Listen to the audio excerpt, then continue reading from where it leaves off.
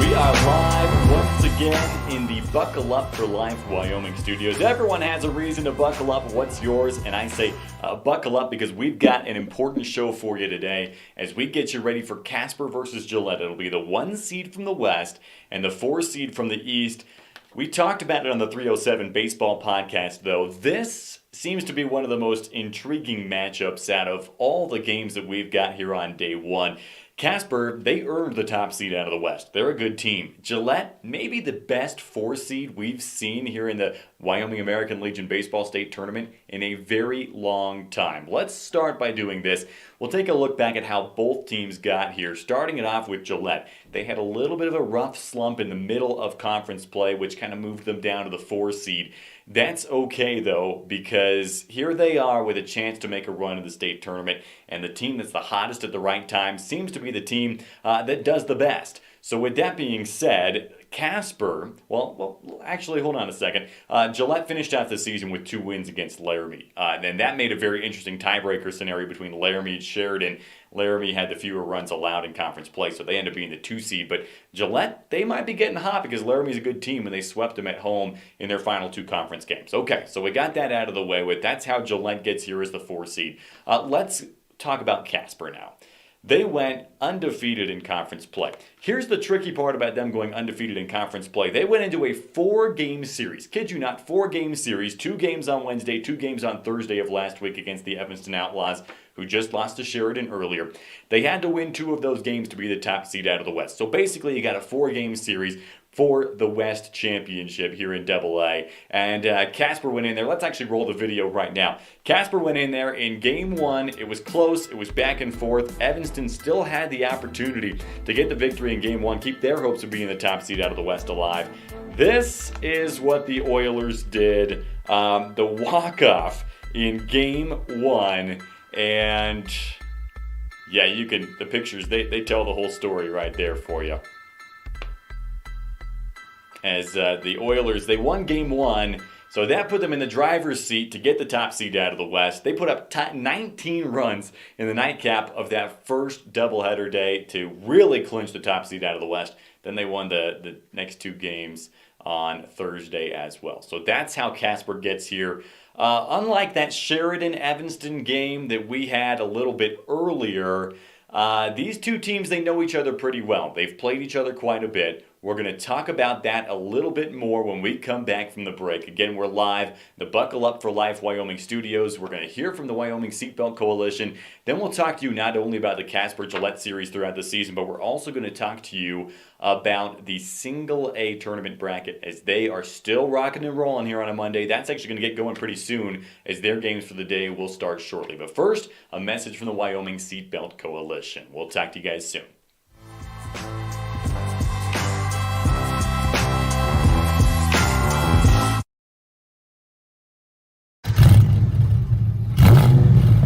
I'm Kendall Roberts with the Wyoming Seatbelt Coalition. Whether your car is a classic car or a new one, buckle up every time. Buckle up for life, Wyoming.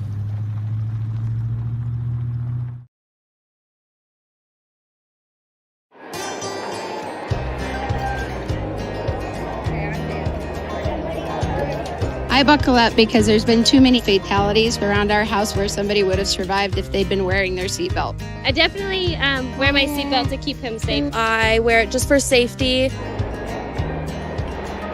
I buckle up because my mom makes me. I buckle up to set a good example for my kids and to make sure they stay safe. Getting home safe to my family. I buckle up because it keeps me safe. Go Pups, buckle up! Buckle up for life, Wyoming.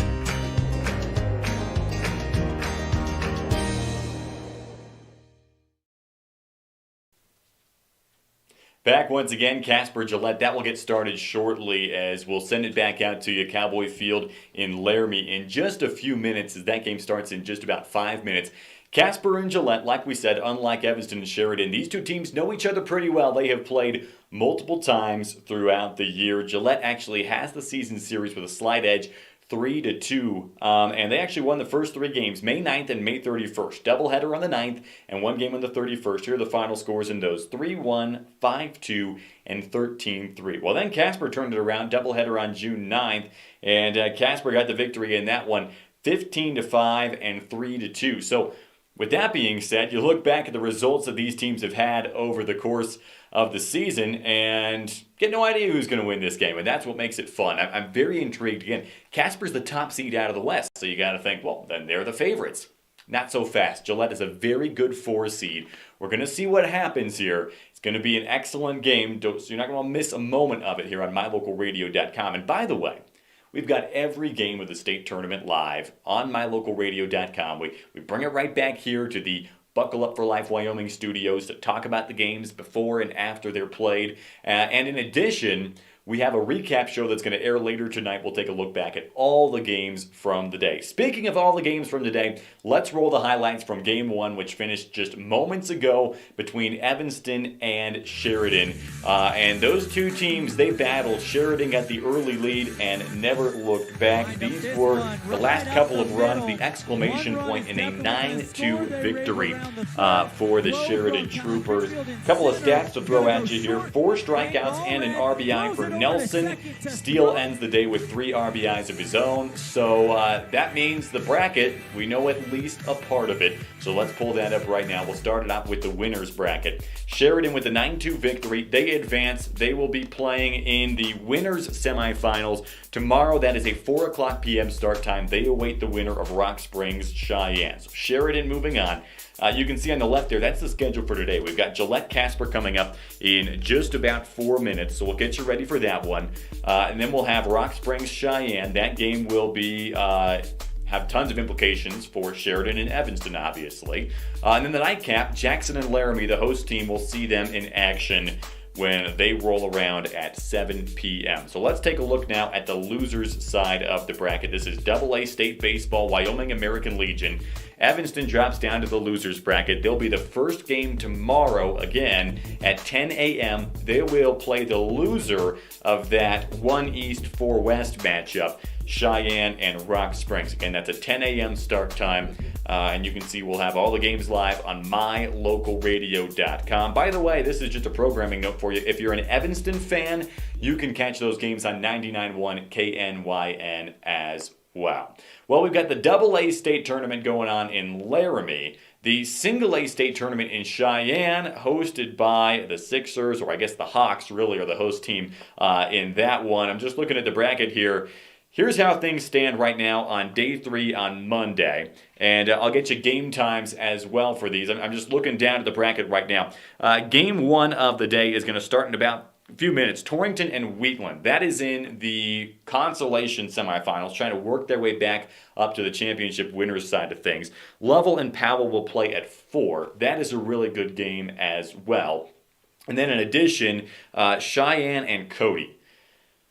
Boy, 2 very good teams. That is a matchup for you. 7 o'clock p.m. That is when that game goes off over there in Cheyenne. Cheyenne and Cody, those are the 2 teams with no losses at the moment. So they're trying to guarantee a spot into the semifinals. The winner of that one really sets themselves up well to play for a state championship. So those are the games. Torrington and Wheatland at 1. Lovell and Powell at 4. Cheyenne and Cody at 7. How we got to that? Yesterday, Torrington beat Douglas and Lovell beat Green River. So Torrington eliminates Douglas, and Green River also gets eliminated in that game as well. And then in those winners bracket semifinals, it was Cheyenne beating Wheatland and Cody beating Powell, 2 conference opponents that have been beating each other up all season long. Cody got a big win in that one. So again, the teams with no losses, Cody and Cheyenne, facing off in the no-loss semifinals today. That is the single A bracket. Can we just pull up the bracket once again? We'll go to the winners bracket side as we transition back to AA in Laramie. And again, we've got that Casper Gillette game starting soon. It is going to be at 1 o'clock p.m. You can see the games for today, the ones that are still to come after Sheridan beat Evanston. Rock Springs Cheyenne at 4, Laramie Jackson at 7. We're going to step aside because we got to throw it back out to Cowboy Field in Laramie as they will take the reins for what is going to be a very intriguing matchup as the Casper Oilers and the Gillette Riders go head-to-head. Hey, thanks so much for tuning in. We'll talk to you guys after the game, and enjoy this one. And I tell you what,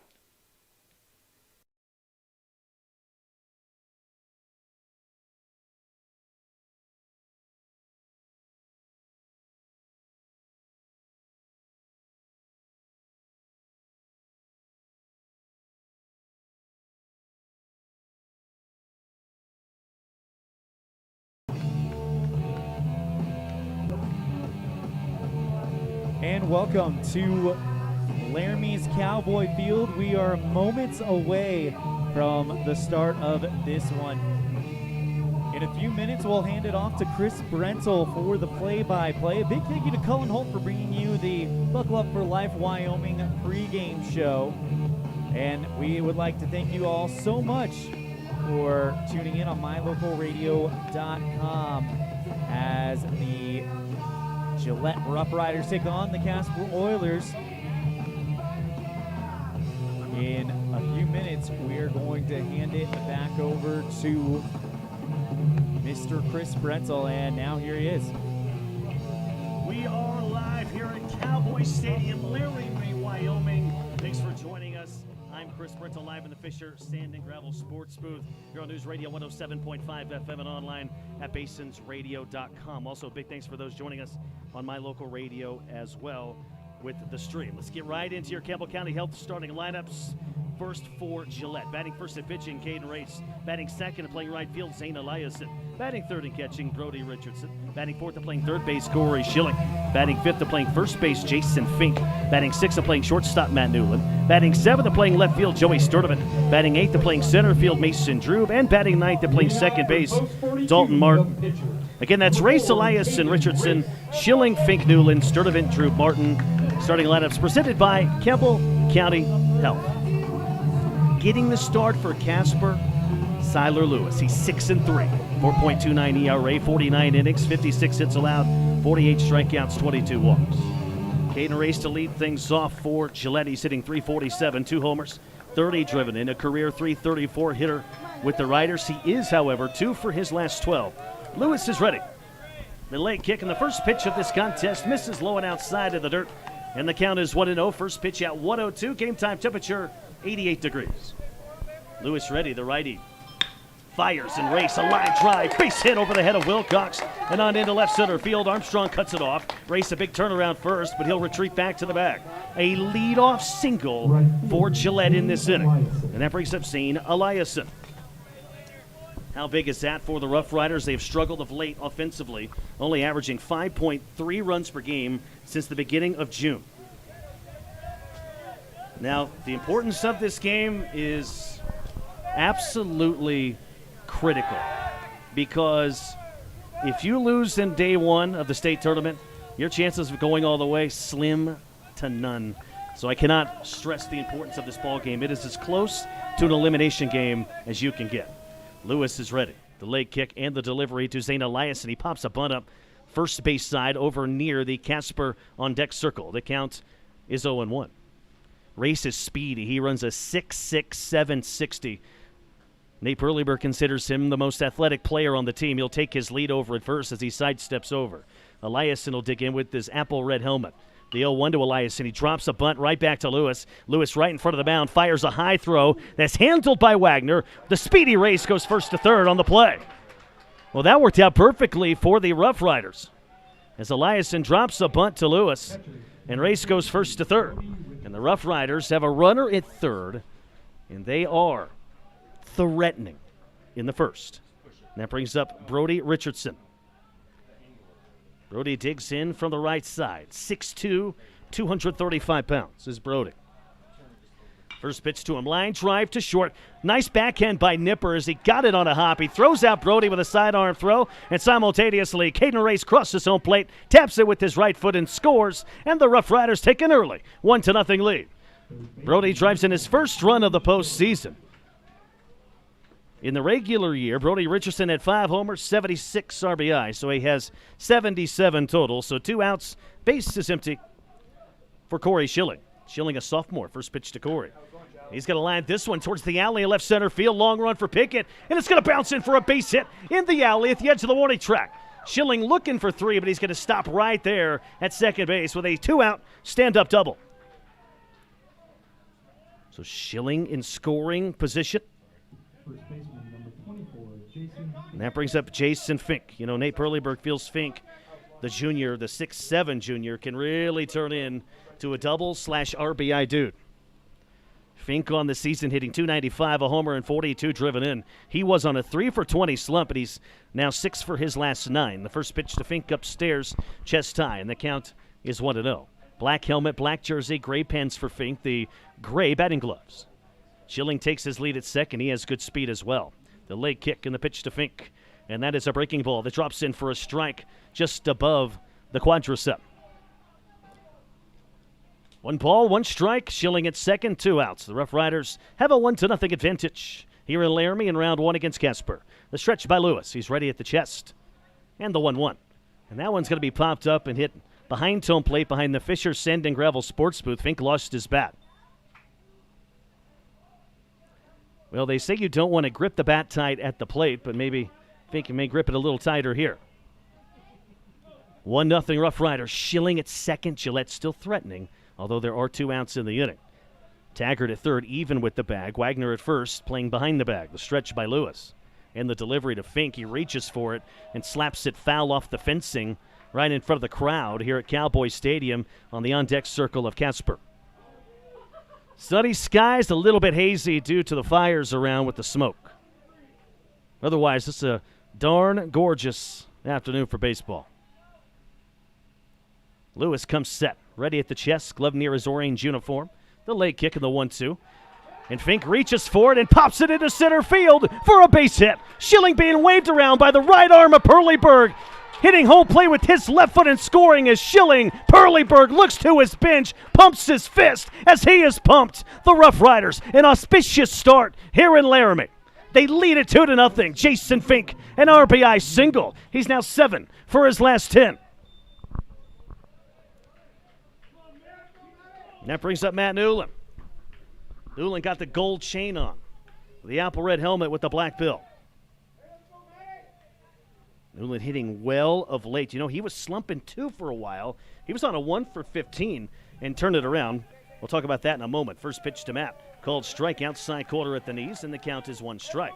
Newland has the black stirrup socks, the red and white stripes around the socks. This year he's hitting .288.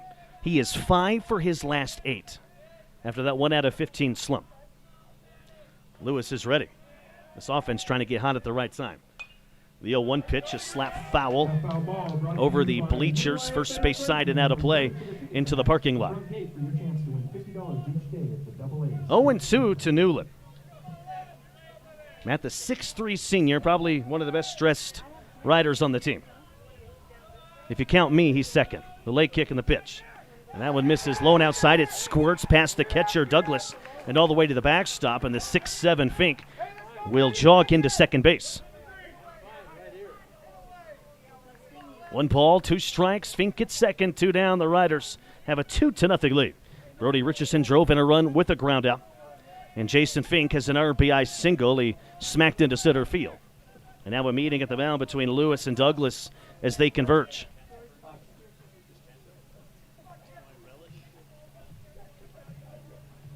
Matt Newland digs in from the left side. Lewis has his glove resting on his orange uniform by his heart. He comes set by his cheek. The 1-2 pitch, and Newland's going to lift this one foul over the Casper dugout and into the parking lot over the batting cages. 2-0. Rough Riders had the advantage. Top of the first. It's day 1 of the state tournament. Y'all know how important that is, the stretch from Lewis. The 1-2. And he got Matt Newland with a breaking ball away, and Newland waves at it and misses. That ends the inning. But the Rough Riders jump on Casper, scoring 2 in the top portion of the first. We go to the bottom of the first. It's the Rough Riders 2. The Oilers coming up. You're listening to exclusive coverage of Post 42 Baseball.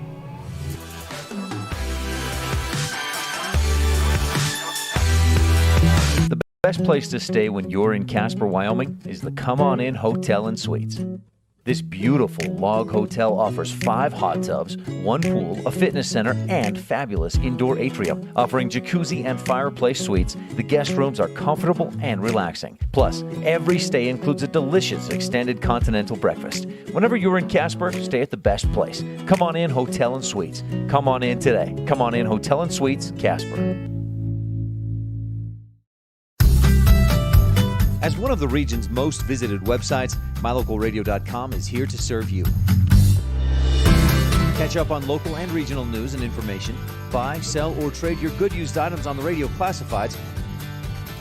Check the weather forecast or catch our live coverage of your high school teams in action, all on mylocalradio.com. Like us on Facebook so you never miss a giveaway, and visit mylocalradio.com today to stream it all live.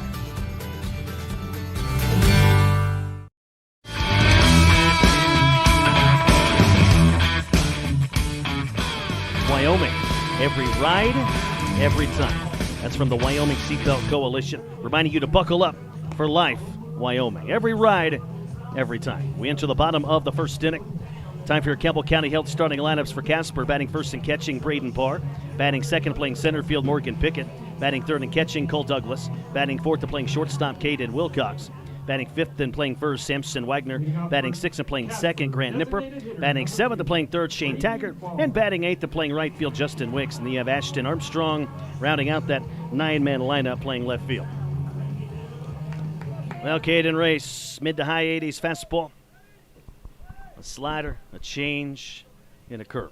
What a year Race is having. One of the aces on this team. Feet wide apart, the high leg kick. First pitch incoming to Braden Parr. Strike called inside edge. It tailed in on the hitter, and the count is 0-1. This is a tough Casper lineup that averages close to 10 runs per game. The leg kick and the second pitch to Barr is a mid-80s fastball. Strike called, bell tie down the middle, and it's 0-2. Barr hitting .367. 2 homers, 47 driven in, 20 doubles. Leg kick by Race, he rears back, and the 0-2 pitch. There's a chopper towards second. Martin goes over, scoops it up on a top hop at his midsection, and then sidearms to Fink in time. 1 up, 1 down for the Oilers in their portion of the first inning. That brings up Morgan Pickett. Pickett digs in from the left side with his orange uniform. Matt gray helmet, the gray pants. The leg kick by Race, and the pitch to Pickett. That is a nasty slider that just missed on the inner portion of the plate, and the count is 1-0. 2-0 Rough Riders, bottom of the first. Race working quickly, rears back, cocks his right arm. The 1-0 pitch is lifted foul off the netting, right near the Rough Rider on deck circle. A ball and a strike to count to Morgan Pickett. Pickett hitting .486. That leads the state. The 1-1. Swing and a miss on a breaking ball. A beauty right there by Race. A change. 1 ball, 2 strikes, the count. Race with his feet wide apart. Glove shielding his face. He rears back. He fires the 1-2. That slider just misses in on the hitter. Count even at 2-2. Race stretches out his arms. He's ready. The windup and the 2-2 offering. And that one's a curve that bounced in the dirt and goes all the way to the backstop past Brody. The count goes full at 3-2. Payoff pitch is presented by Powder River Orthopedic.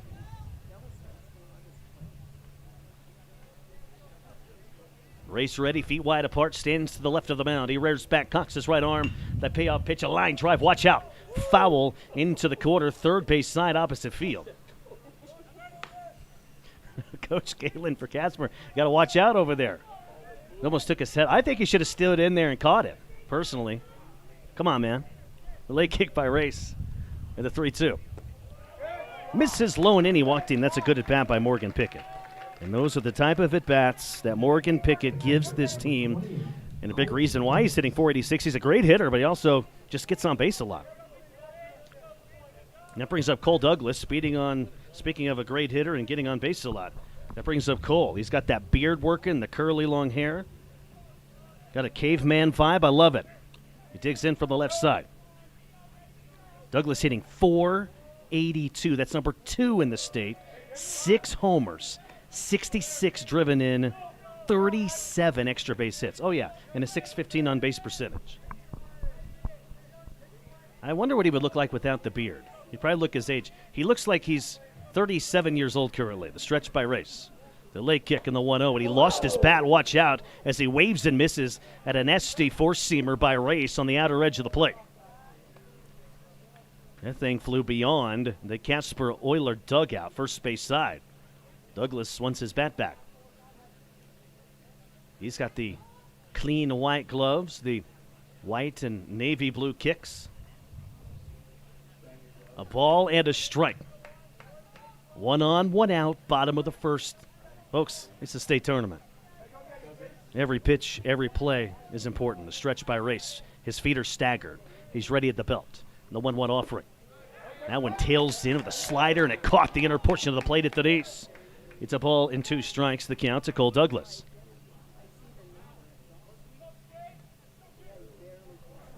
Boy, it's tough to face Pickett and Douglas back-to-back in this Oiler order. Race is ready. Feet staggered again. The low leg kick and the 1-2. And that's going to be lifted foul over the brown bleachers. Third base side, opposite field. Sunshine in here in Laramie. Some clouds rolling by in white and shadowed in gray. Stretch by Race. He cocks his right arm, the 1-2 offering. He got him swinging. A nasty one by Race that died on the hitter. There's a slider by Caden. 2 away here on the Oiler first inning. That brings up Caden Wilcox.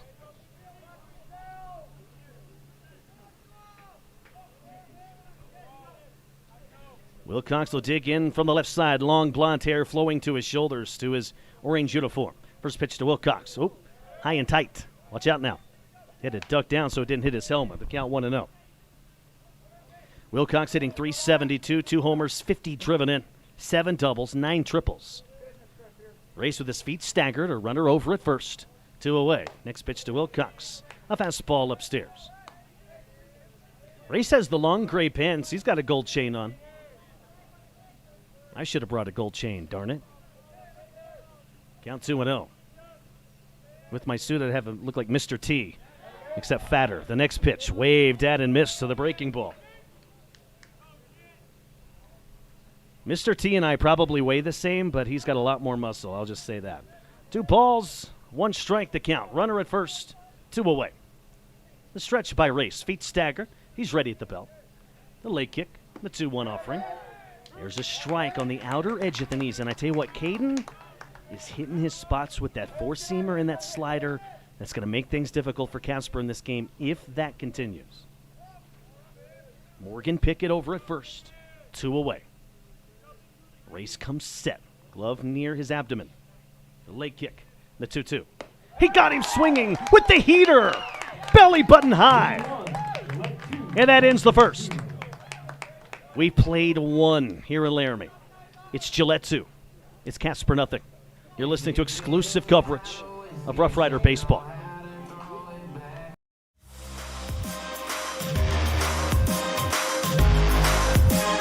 When you're looking for one location that is centrally located in Wyoming to host a business meeting or corporate retreat, always consider the Come On In Hotel and Suites in Casper first. With meeting rooms and amenities that everyone can enjoy at the Come On In is the best place to host events. The rustic decor, fireplaces, jacuzzis, pool, and large indoor atrium will make your event memorable. Call today and find out the ways we can help make your event a success. Come On In Hotel and Suites in Casper. Call 307-472-6300.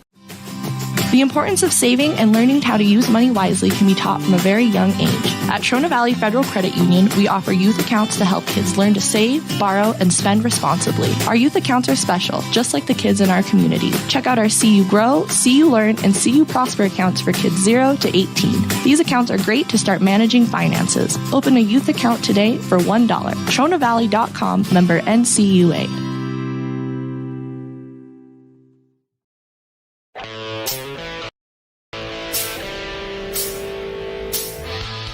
Top portion of the second inning. Joey Sturdivant to lead things off for the Riders. Lower third of the order due up with Sturdivant, Drube, and Martin. Sturdivant digs in from the right side with his blood red batting gloves, the black and red Nike cleats. Sturdivant hitting .304, no homers, 38 driven, and he shows bunt. He drops one to the left of home plate in foul territory. That's a foul ball, and the count's 1 strike. Joey just hitting .238 in the month of July, but he was 2 for 6 Wednesday against Laramie in 2 games. Joey was really hot till about mid-June, then started slumping a little bit. Lewis ready with his feet staggered, the leg kick, and the 1-1. Waved at and missed on a pitch that tailed away from Joey, and he's in a hole here. It's 0-2. Nobody on, nobody out, top of the second. 2-0 Gillette. Lewis, the leg kick. The 0-2 pitch to Joey. Missed upstairs, chest high. The count is 1-2.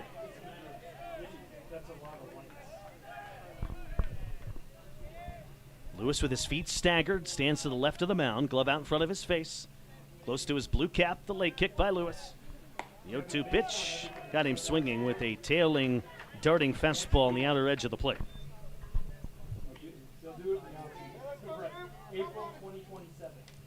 So Sturdivant down on strikes, and that brings up Mason Drube. Drube, the 8th grader, 6'3", 175-pounder. He's a highly touted, talented dude in 3 sports. 255 hitter, no homers, 22 driven in, and he got plunked right on the left tricep. And the Rough Riders have a 1-out base runner. That brings up Dalton Martin, the college comeback. He's 5'3". He's 140 pounds. Martin, the black helmet, black jersey, gray pants. He has the clean white batting gloves. Dalton is 3 for his last 8. Before that, he was on a 3 for 20 slump. The stretch from Lewis. He turns and tosses over to first, and getting his right hand there in time easily is Mason Drube before Wagner could apply the tag to his right elbow. Decent-sized lead over there by the speedy Mason Drube. The late kick in the pitch to Dalton Martin tails too far low and too far in. Count 1-0 to Dalton Martin, who plays baseball at Miles City. On the year, he's hitting .247. Joined the team in late May. The stretch from Lewis. The 1-0 pitch. Martin lines this one towards right field. Wicks comes up, and he makes the catch at his chest in front of his orange uniform. So Martin hit it hard, but right to Wicks, who was playing a tad shallow in right. 2 away here in the Riders' second inning. That breaks up the top of the order in Caden Race.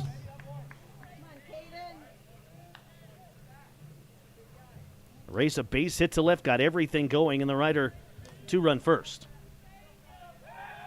There's the toss over to first. Closer play, but Drube back in time with a head-first dive. Tag applied by Wagner, but right to Drube's calf. Lewis leans in, his right arm dangling. He comes set with his royal blue stirrup socks, his royal blue cleats. He's ready at the chest. The late kick, and time was called. That was a late time right there. Lewis decided not to throw it. Usually the pitcher will go ahead and toss that baseball, even if there's a late time. He decided to keep it. Lewis ready, right at the chest. The pitch to Race, high and tight. Race kind of lean back right there. Like that old Fat Joe song, lean back, lean back. 1 ball, no strikes. He's Thin Joe now. He lost a bunch of weight. Race shows bunt. He missed it as he stabbed at it. There goes the runner. Throw to second, not in time. Drube got under that tag. It was a close play. He got tagged right on the left elbow. And man, Wilcox thought he got him. So Drube just gets under that thing with a feet-first slide. He is in scoring position with 2 away. And all of a sudden, a single would more than likely extend the Rider lead. They lead it 2-0. Top of the second, day 1 of the state tournament. Stretched by Lewis.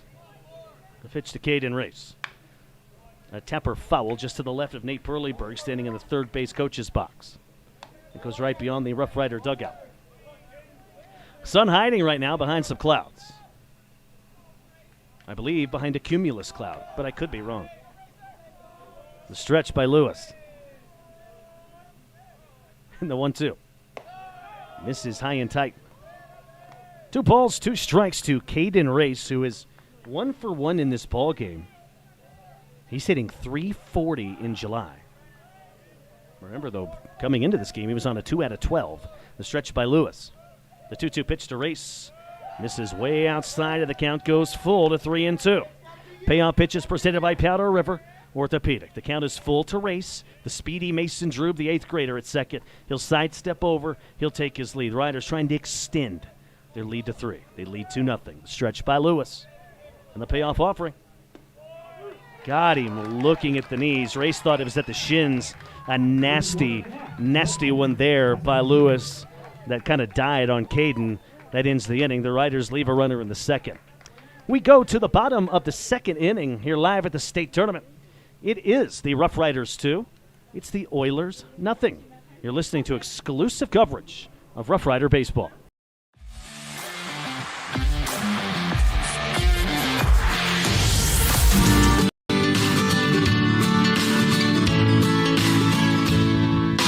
America keeps moving, and Auto Farm Chevrolet is here to help you keep rolling. Whether you need a brand new vehicle or service on one you already own, Auto Farm Chevrolet is here to lend a helping hand. Our certified mechanics are knowledgeable, and our sales team takes the time to get to know you and what your needs are. Stop in today, Auto Farm Chevrolet, 624 Front Street, Evanston. Evanston's community-driven dealer. When your vehicle needs new tires, any tire store can get you back on the road. But only Plains Tire can get you rolling again with the peace of mind that you were treated well, paid a fair price, and that you'll be taken care of for the life of the tire. At Plains Tire, trained tire technicians mount and expertly balance your new tires, replace the valve stems, and hand check each lug nut to make sure it's all tight and secure. Plus, you'll get lifetime alignment checks and tire rotations only at Plains Tire, 157 Bear River Drive, Evanston. Visit plainstire.com.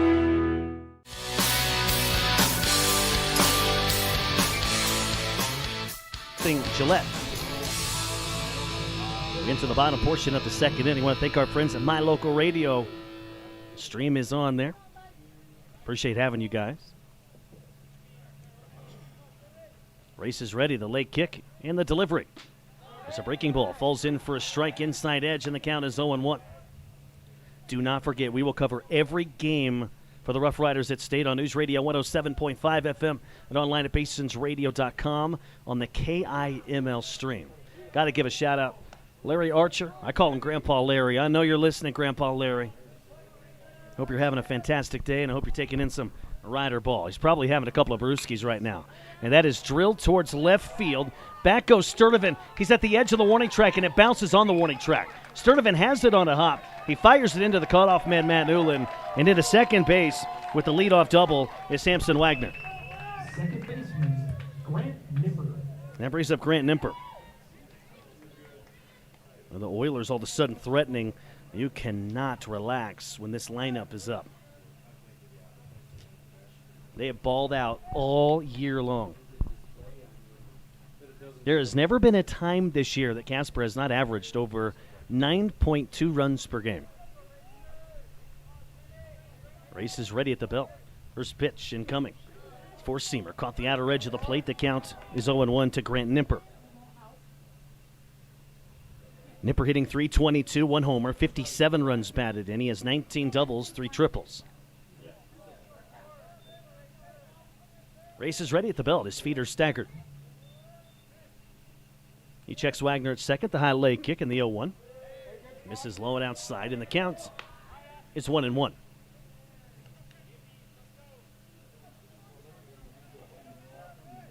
Casper threatening here in the second inning. Trailing 2-0. A stretch by Race. A high leg kick, and now he looks the runner back towards second. Sun back out here in Laramie. This outfield is big. It's 400 left center, right center. It's also 400. 360 in the corners. Next pitch by Race. He throws a strike there, belly button high. And that was a quick one there. Race with tremendous velocity so far in this one.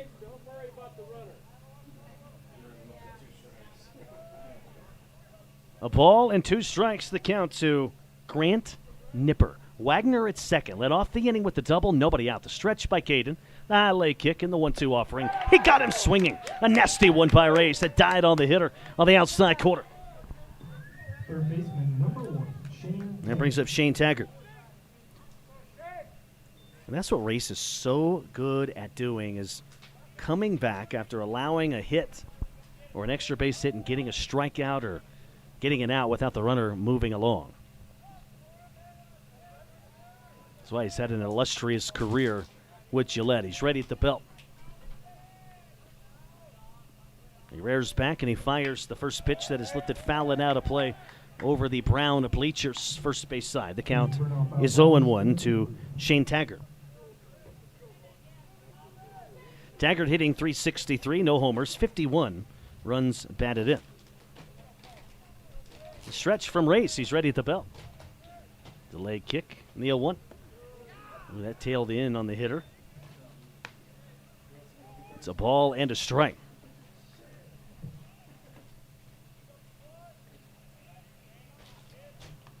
1 ball, 1 strike, runner at second, 1 down. Race is ready at the belt. The leg kick, the 1-1. Strike called outside corner at the knees. They're passing gummy bears around in the press box. Are they laced? No. There's a vodka in those? Oh, not interested then. Thank you, though. Just kidding. Just kidding, FCC. Anyway. 2-0. Riders have the lead. Oilers have a runner at second. A stretch by Race.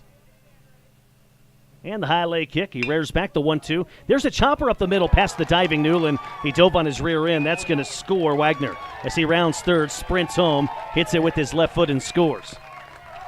That is an RBI single by Shane Taggart.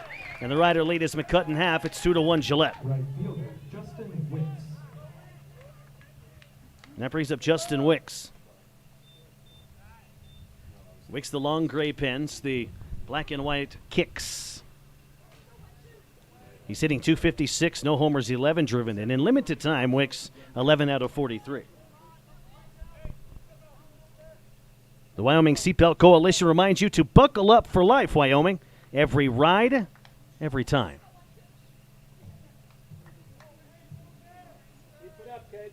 Race with his feet staggered, leans in, glove resting on his heart, on his black uniform. He comes set, and the delivery. Check swing, called strike anyway, inside edge. The count is 1 strike. Wicks a right-handed batter. Taggart with that RBI single, a good-sized lead over at first. Race ready, the belt, he turns, tosses, and Taggart with a head-first dive gets under the Jason Fink tag. Tag applied to his right tricep.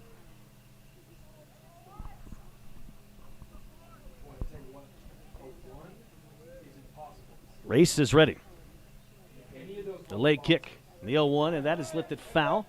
And it just gets over the Fisher Sand and Gravel Sports booth here at Cowboy Stadium in Laramie. I am Chris Brintle live here in Laramie at Cowboy Stadium. Coverage of the state tournament.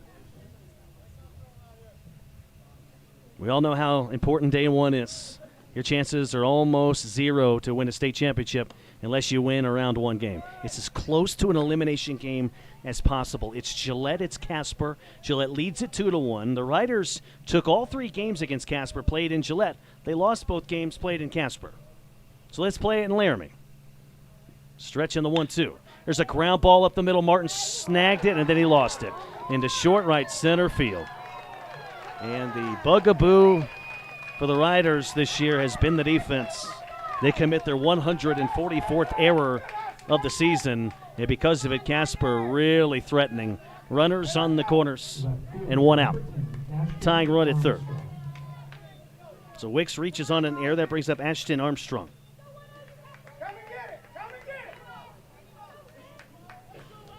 Now we mentioned the top 4 of this lineup, but how about number 5 hitter Wagner with a stand-up double, number 7 hitter Taggart, an RBI single.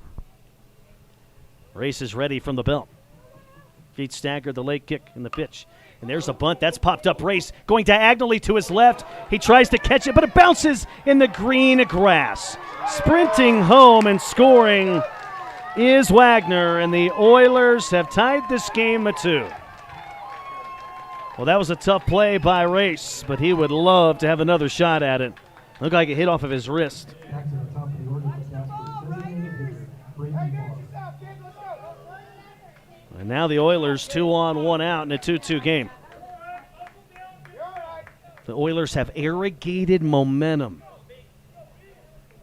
here at Cowboy Field. Race leans in. Under sunny, hazy skies. He's ready at the belt. The pitch. And that is lined foul. Right over the Casper Oiler dugout, first base side into the parking lot. And the count is 0-1. So the Riders got the momentum early. They scored 2 in the first. And now Casper has the momentum. They've scored 2 here in the second. Thus, we're tied at 2. Now the Oilers could take the lead with a base hit. Armstrong to the dish. He's got the long blue socks, the white cleats. The 0-1 to him. He's going to lift this one foul and out of play first base side. And the count is 1-2 to Ashton. Armstrong hitting .246, no homers, 15 runs batted in.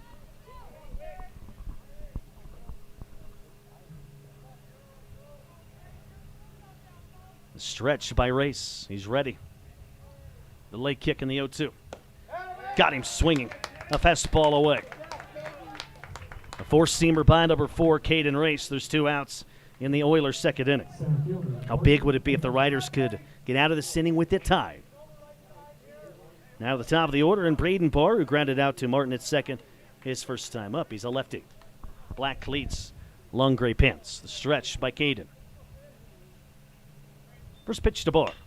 There's a tapper, back to Race. He snags it at his midsection, jogs halfway to first, underhands to Fink in time, and that retires the side. But the Oilers get momentum in Laramie. They score 2 runs to tie this thing up at 2. You're listening to exclusive coverage of Post 42 Baseball.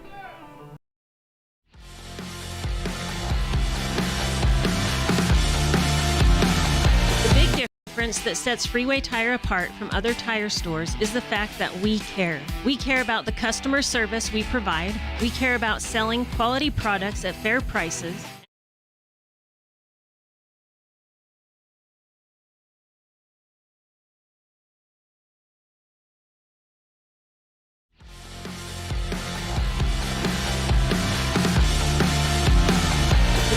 The difference that sets Freeway Tire apart from other tire stores is the fact that we care. We care about the customer service we provide, we care about selling quality products at fair prices, and we care about your vehicle. So when you're looking for tires or having work done on your vehicle, everything from maintenance to major repairs, make sure you take it to the company that really cares, Freeway Tires, on Bear River Drive in Evanston. Stop in today or schedule an appointment with us online at freewaytires.com.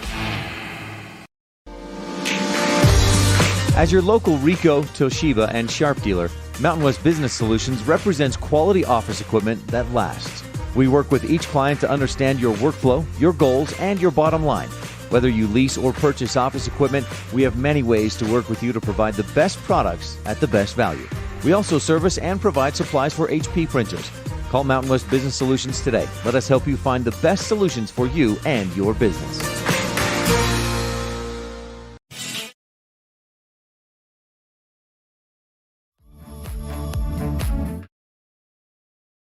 He turns his waist around where you can see his back, trying to hide that pitch, trying to make it difficult for the hitter to pick it up. His feet staggered, the 2-0. Eliason watches a fastball sail high again. It's 3-0. So I will say this: Armstrong in left, Pickett in center, Wicks in right. They're all playing pretty shallow. It is a big outfield, though, here in Laramie. Lewis ready. Rears back, and the 3-0 pitch to Zane. Strike called outside edge. It's 3-1. Laramie 45-24. They have won 5 in a row. The Rough Riders 48-32, 31-29 against quality teams this year. The 3-1 pitch is lifted down the right field line. Wagner going over in foul territory. He reaches up over his left shoulder, and he makes the catch with his brown glove. So Eliason pops out to first in foul territory. He's the first casualty here in the Rough Rider third inning, and that brings up Brody.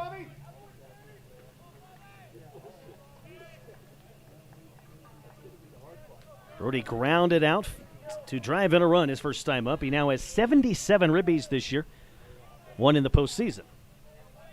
That gave the Riders a 1-0 lead. The leg kick by Lewis. The first pitch to Brody misses low and outside, ball 1.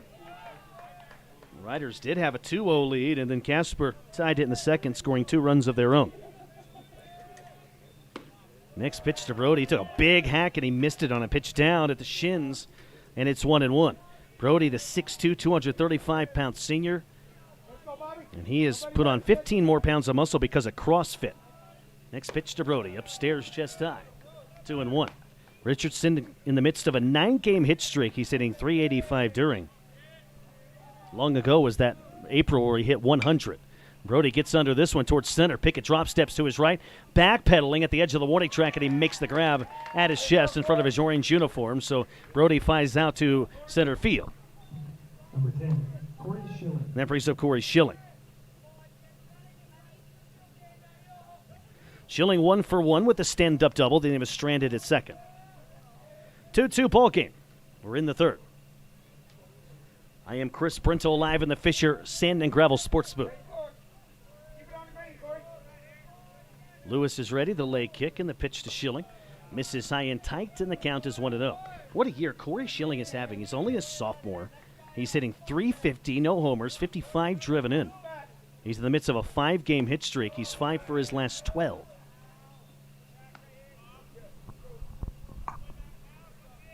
Two ball game in the third. 2 balls, no strikes to Corey Schilling. The leg kick by Lewis in the 2-2.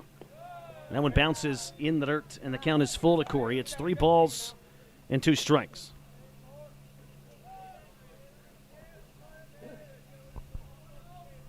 Two outs, base is empty for the Riders.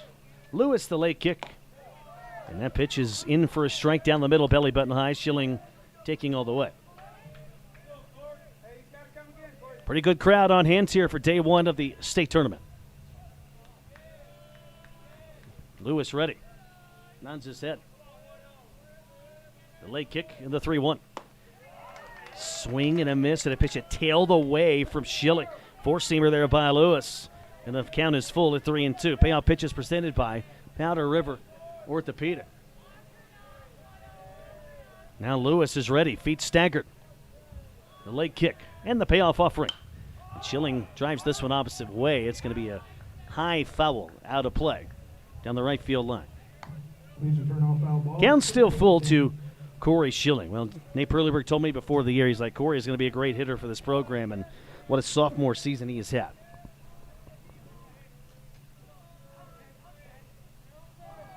Now the stretch and the payoff pitch.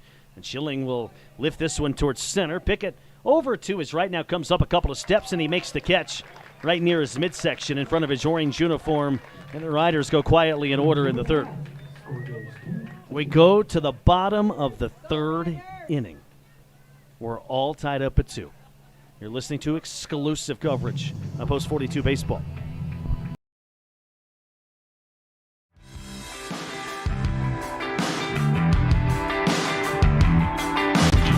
Gee, Tommy, you look amazing. Did you try something different with your enamel? No way. I wouldn't do anything to alter these pearly whites, but I did see Dr. McKay Frankham, who told me if I didn't floss, I could miss up 35% of food particles. Really? He told you that? Yep, and you know what? He's 100% right. I started flossing, and now I look better than ever. Wow, I want to see Dr. McKay Frankham. Well, give him a call. 307-789-8910. Easy to remember, right? That's super easy. Dr. McKay Frankham at 307-789-8910. I'll call today. Signage is a critical part of your business. It helps customers find your front door. Rocky Mountain Sign will provide you with expertly designed signs, LEDs, channel letters, as well as skillfully cut signage using wood, metal, plastic, and other mediums to help your customers find you with high-quality signage. Using the best technology, designs, and installation by Rocky Mountain Sign. Your signage says a lot about your business. Work with the professionals at Rocky Mountain Sign, 243 7th Street in Evanston, Wyoming.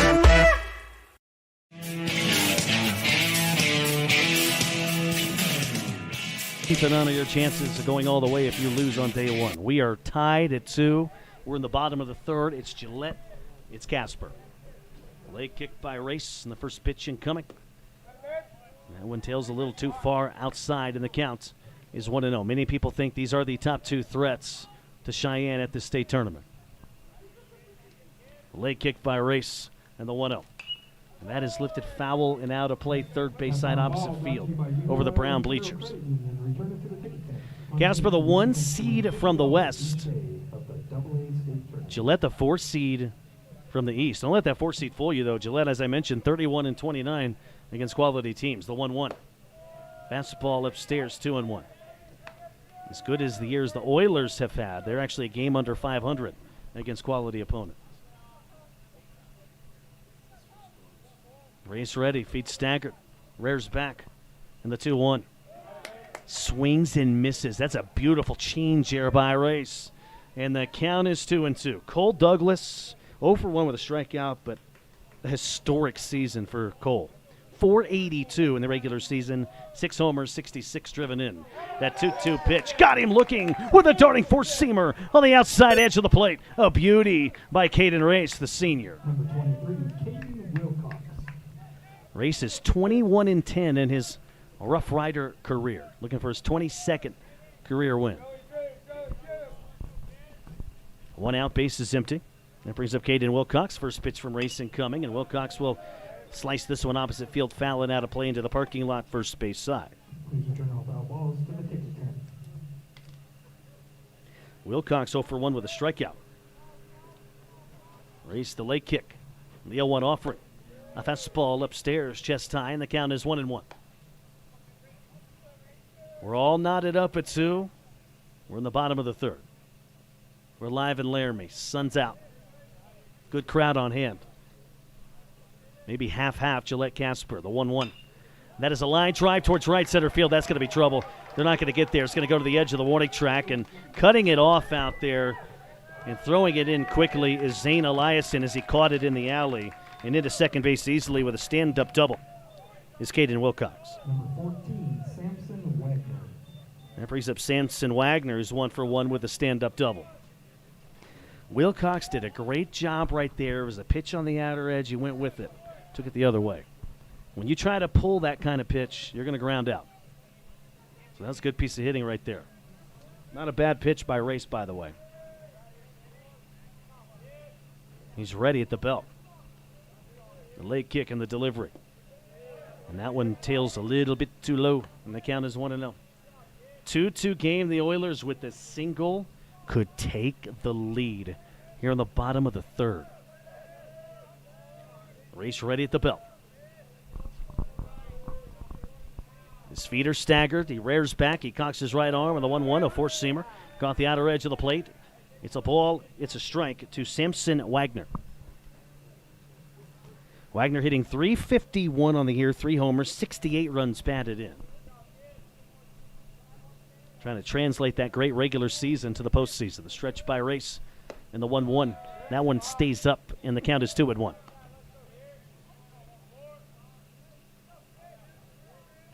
Two balls and a strike to Wagner.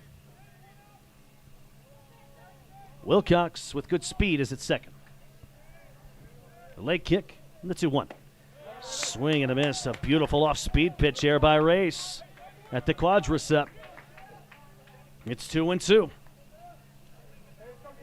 1-on-1 out in the third. We're tied at 2. Day 1 of the state championship tournament. Race is ready from the belt. He cocks his right arm, and the 2-2 offering. Just misses outside corner. Just a tad off the plate. The count is full at 3-2. Big thanks to everybody at My Local Radio streaming this game as well. Good to have you guys along. Thanks to everybody watching there as well, included listening at 107.5 FM in Gillette. There's a pickoff play towards second. The throw is there. He attacks the flag, a tag to his helmet, and he got him on the Matt Gray helmet. So a spin pivot throw by Race, and that's a huge pickoff that changes the complexion of the inning.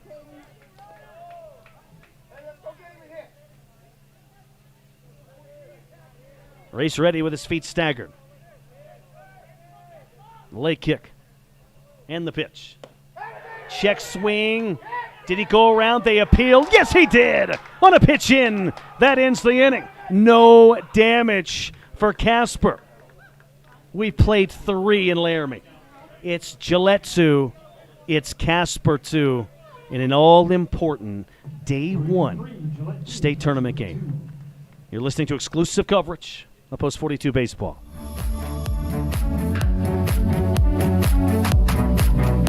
In May of 2019, Uintah County School District Number 1 became the first school district in Wyoming to achieve a certified level 1 on high reliability schools by the Rosana Leadership Center. We're focusing on 3 levels. Level 1 is a safe and collaborative culture. Level 2, effective teaching in every classroom. And Level 3 is a guaranteed and viable curriculum. We are certified Level 1 in safe and collaborative culture. This is Superintendent Ryan Thomas. Congratulations to everyone in our district. Keep up the great work. Uintah County School District Number 1, Pathway to Excellence.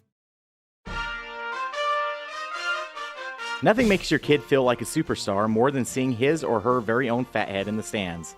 Fathead car decals and yard signs are inexpensive and easy to get at Rocky Mountain Sign in Evanston. Whether it's for the big game or to cheer on the high school band, our children make us proud in so many ways. Show your pride today. Go Red Devils. West Star Printing and Rocky Mountain Sign, 243 7th Street, Evanston.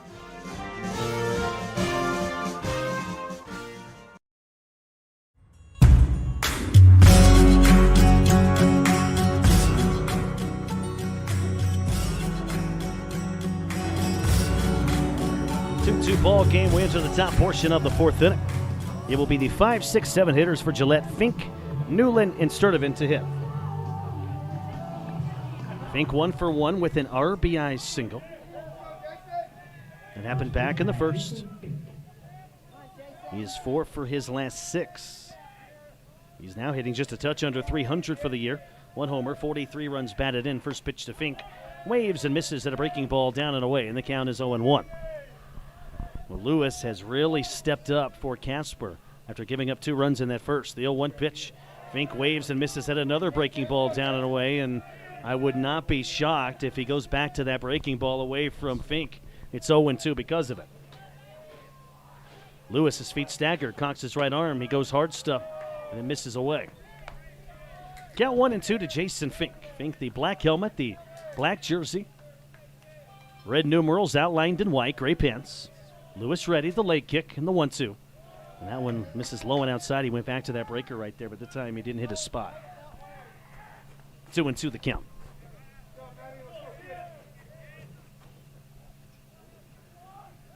Lewis, his feet staggered with his royal blue cleats on, the leg kick and the 1-2. And he got him swinging. An off-speed pitch, it tailed in on Fink. 1 away here in the Ryder fourth inning.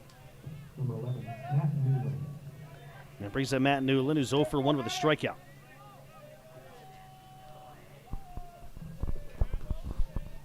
Newland digs in from the left side with his black stirrup socks, the red and white stripes going around it. First pitch to Matt.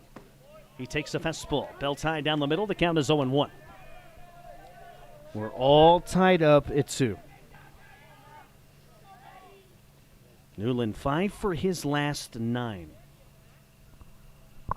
Now a quick meeting between the catcher Douglas and Lewis. I don't think it can be emphasized enough.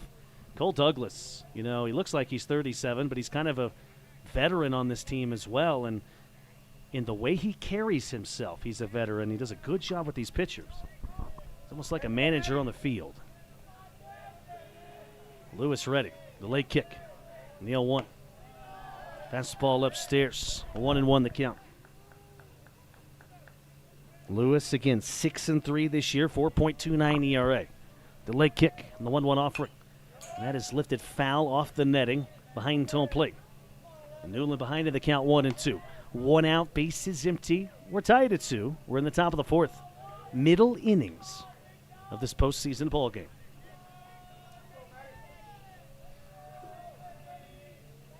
Lewis ready, the leg kick and the 1-2 pitch. And that one squirts between the legs of Douglas as the pitch was low and in the dirt. 2-2 to Matt Newland.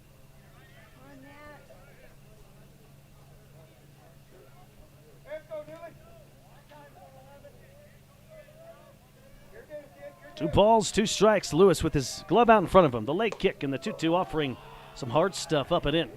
Count goes full to Matt. It's 3-2.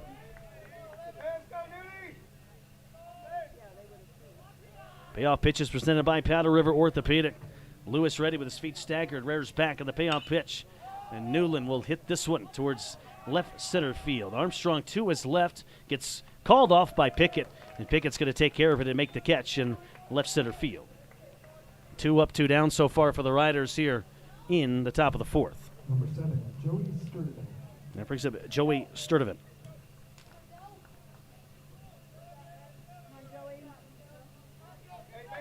Sturdivant 0 for 1 with a strikeout. He tries to get back going again. Boy, he was really good until about mid-June.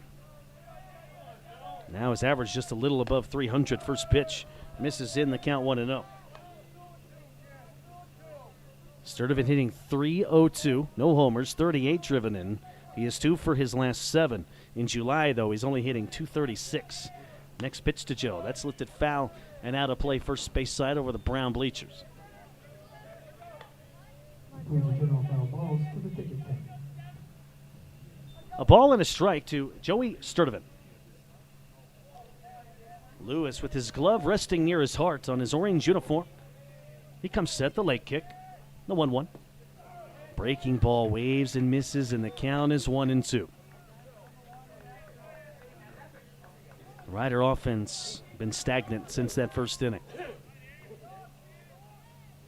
They've really been stymied by Kyler Lewis. The leg kick and the 1-2. Swing and a miss. He got him with a four-seamer that darted away from Sturdivant. Sturdivant visibly frustrated after that strikeout. The Riders go in order for the second consecutive inning. Lewis has retired 7 straight Rider hitters. We go to the bottom of the 4th here in Laramie. We're all tied up at 2. You're listening to exclusive coverage at Post 42 Baseball.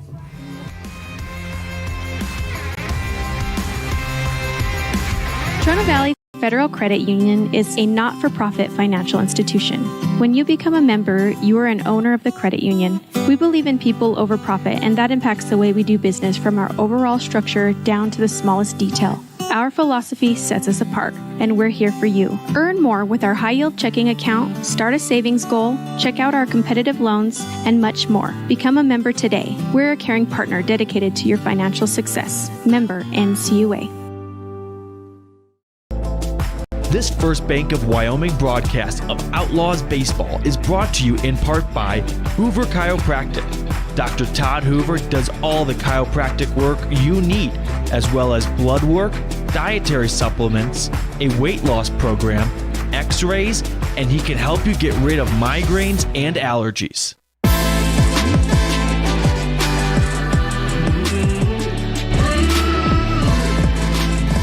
Bottom of the 4th inning, we're all tied up at 2. Grant Nipper to lead things off for the Oilers. Nipper 0 for 1 with a strikeout.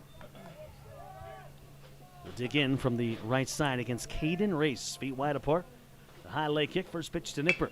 There's a ground ball hit towards short. Snagged by Newland. He's got it after he bobbles it. Sidearms to Fink. They get him by a step. 1 pitch, 1 out for the Oilers. You're in the bottom of the 4th inning. Number 1, Shane Taggart. That brings up Shane Taggart. Taggart 1 for 1, an RBI single. Taggart hitting .366, no homers, 51 driven in. First pitch to him. That will be lifted opposite field, foul and out of play into the parking lot.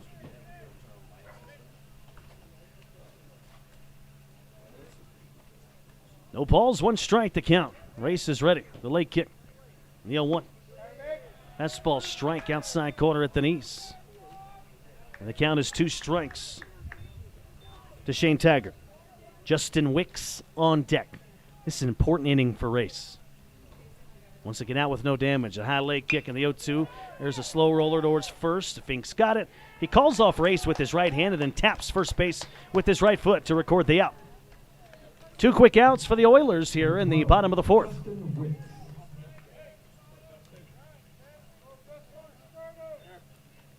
That brings up Justin Wicks, who reached on an error his first time up, so he's officially 0 for 1. Wicks 11 out of 44 this year. The late kick by Race. The first pitch to Wicks misses in. He had to shoot his hips back so the ball didn't hit him. Count 1-0 to Wicks on a gorgeous, gorgeous afternoon in Laramie. The 1-0 pitch stays up. Chest high. It's 1-1. It is still a bit hazy from the smoke around, but it's not as bad as it was yesterday. Late kick by Race in the 2-0. Fastball strike right at the knees, and the count is 2-1. Four-seamer there by Caden. He has not lost his velocity, that's for sure. Race with his glove out in front of his face. He cocks his right arm. The 2-0 offering, and that is lifted opposite field, foul and out of play just over the pine trees, right above the Casper Oiler dugout. And it's 2-2. 2 balls, 2 strikes to Justin Wicks. Righty versus righty matchup. Race rears back. He pushes off his back right foot, and he fires a fastball. It's a slow roller hit towards Race. He's got it. Throws off his back foot to first, and Fink couldn't handle it. Hit off the tip of his glove. Great effort by Race over near the third base chalk. Tough play by Fink, by the way. And Number 10, Ashton Armstrong. Wicks reaches.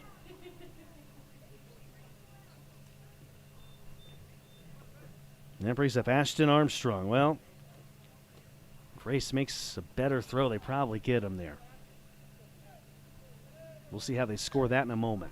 Race ready at the belt. The pitch. That one misses in the turf, in the count, is 1-0. And now Nate Perleyberg emerging from the Rough Rider dugout with a slow jog. He has the long polo shirt on, short-sleeved, gray pants, his John Olerud-style helmet, red with a black bill. Got to get me one of those helmets. Haymeyer's got one, too. Look at him. He's rubbing it in my face. He's just adjusted it over near the dugout. You look good with your suit. Well, thank you very much. They say I look good in the suit. I'm wearing a navy suit here, a black tie, black shirt, white shoes. Sitting in the booth comfortably with a Gatorade. All right, enough of that. Meeting adjourned.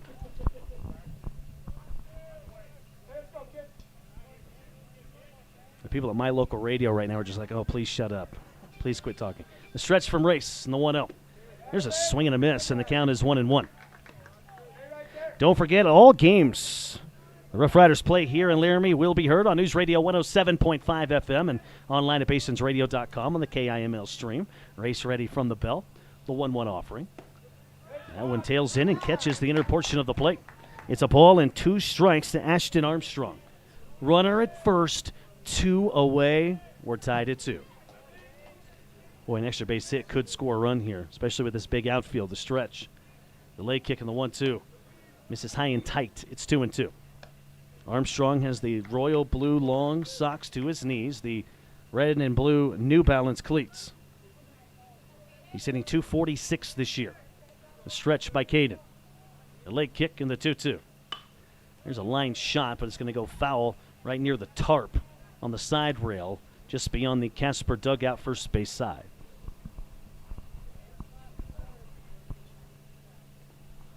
Two balls, 2 strikes. 1 on, 2 out. The stretch from Caden. His feet are staggered. He's ready at the bell. He kicks up his left leg, the 2-2 pitch, and that is lifted foul off the netting, high up there behind home plate. And if that netting's not there, I would have had to drop everything to try to catch that baseball.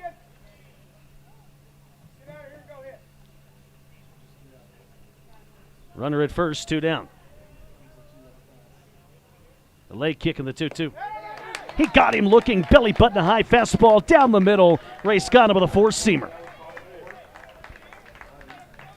Race in this ball game, 6 strikeouts. We played 4 in Laramie. Day 1 of the state tournament, it is the Rough Riders 2. It is the Oilers 2. An important one here on day 1. You're listening to exclusive coverage of Post 42 Baseball.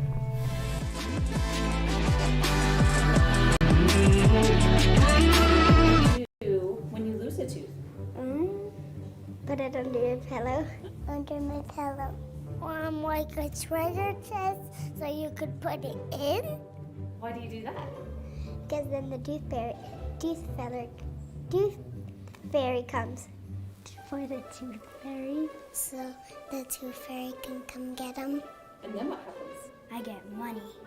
We may not be the tooth fairy, but we can still take care of your teeth. Bear River Dental in Evanston. The best cement comes from Ellingford Brothers in Evanston. They've been mixing cement for every type of job for generations. Major construction, road and bridge, cement blocks, foundations, sidewalks, curb and gutter, cement steps, septic tanks, and water troughs. No job is too large or too small. Make sure you get the best quality cement available at the best prices. Always get your cement from Ellingford Brothers. Call today. Ellingford Brothers, we know cement. 307-789-1515.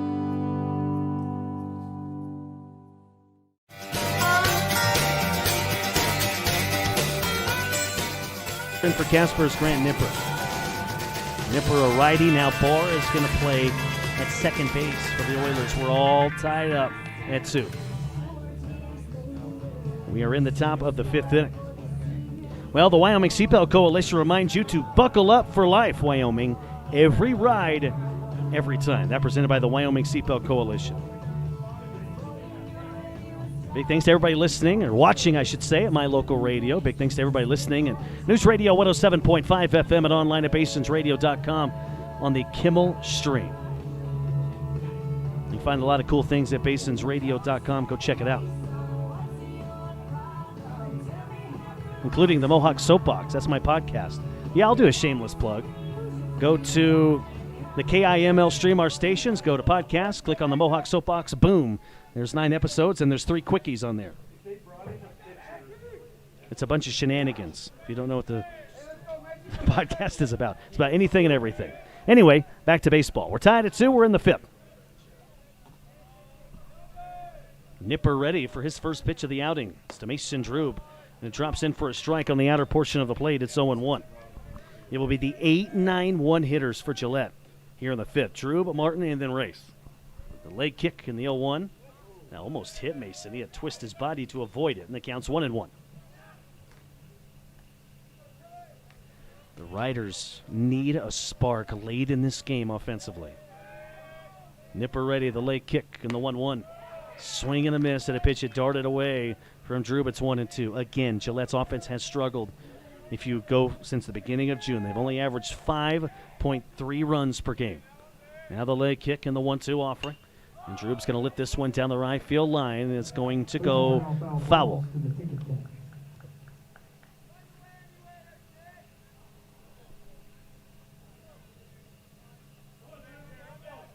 Two-two ball game here in the 5th.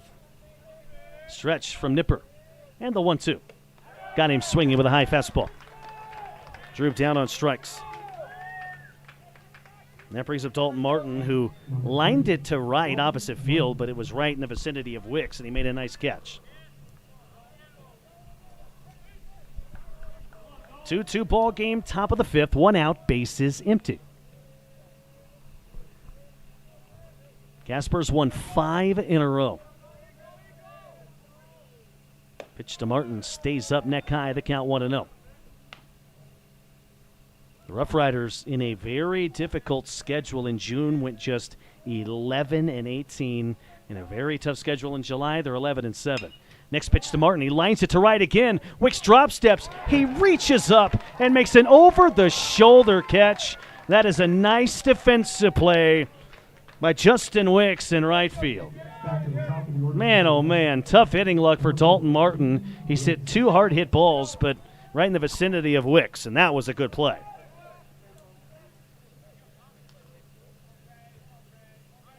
And that brings up the top of the order in Caden Race, who's 1 out of 2 with a single. 2 outs, bases empty. Nipper ready, the pitch to Race.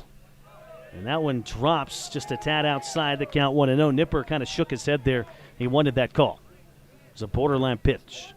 2-2 ball game. Top of the 5th.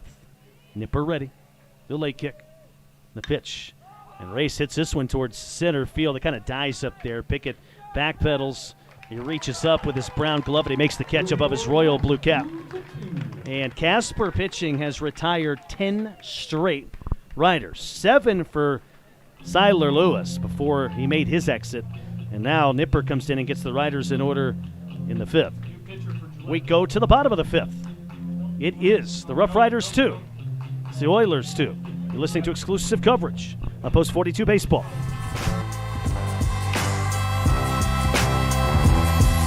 There's a reason Rocky Mountain Yeti is Southwest Wyoming's #1 dealer. Come in and see what all the buzz is about. Voted Best of Evanston by you. Best of Evanston in new car sales, used car sales, and Best of Evanston in service. We have the best selection of inventory in town, paired with our legendary 20-year, 200,000-mile warranty. Come see us today at one of our 2 locations, 100 Wasatch Road or Yeti on 3rd next to Walmart.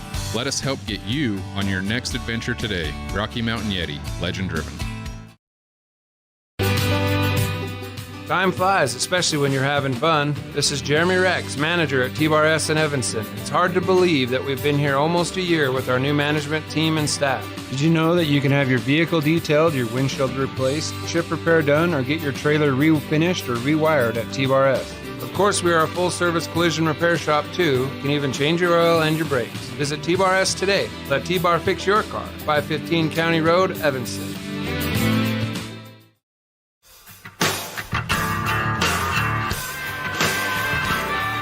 With 3 straight quality starts, he's thrown 20 innings in those starts. He's won 2 out of 3. He's only allowed 4 runs in those starts. And has 21 strikeouts. Lewis exits the game. He went 4 innings and allowed just 2 runs on 2 hits, including ending his start with 3 straight scoreless.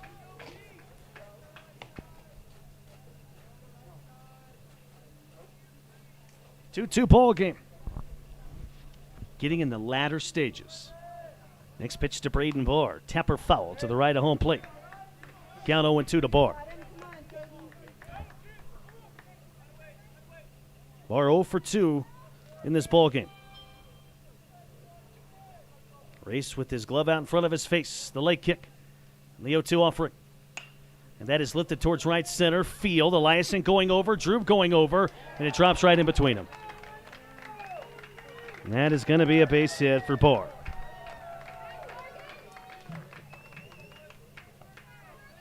Number 3, Morgan Pickett. And that brings up Morgan Pickett. Pickett digs in from the left side. What a season Pickett has had. 486 average in the regular year. No homers, 51 driven in. He digs in from the left side. Waves his bat behind his matte gray helmet. First pitch to Pickett. Misses low and in, and the count is 1-0. 2-2 ball game. We're in the bottom of the fifth in Laramie. It's postseason baseball, folks. We've waited for this all year. Day one of the state tournament. The stretch by Race. The late kick on the 1-0. That one called strike at the knees, inside edge, and the count is even at a ball and a strike.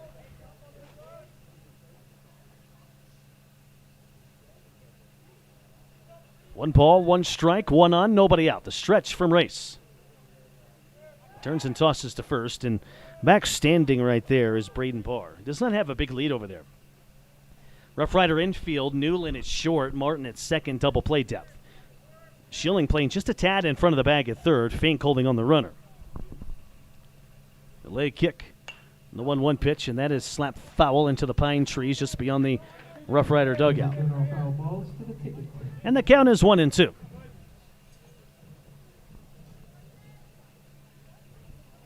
We are tied at 2, bottom of the fifth. Not a huge lead by Barr over at first. He is not concerned with getting a big lead. The stretch by Race. And the 0-2. There's a chopper towards Martin. Could be 2. He stumbles. He underhands it to second for 1. Newland, a sidearm throw to first. And they stay safe at first. Pickett barely got there. Tie goes to the runner, and that's a fielder's choice. That fielder's choice goes 4-6. That brings up Cole Douglas. Douglas will dig in from the left side. He is 0 for 2, 2 strikeouts. How many times this year do you think Cole Douglas has had the line 0 for 2, 2 strikeouts? I would imagine not very often, considering he's hitting, 477 now, 6 homers, 66 driven in the regular season.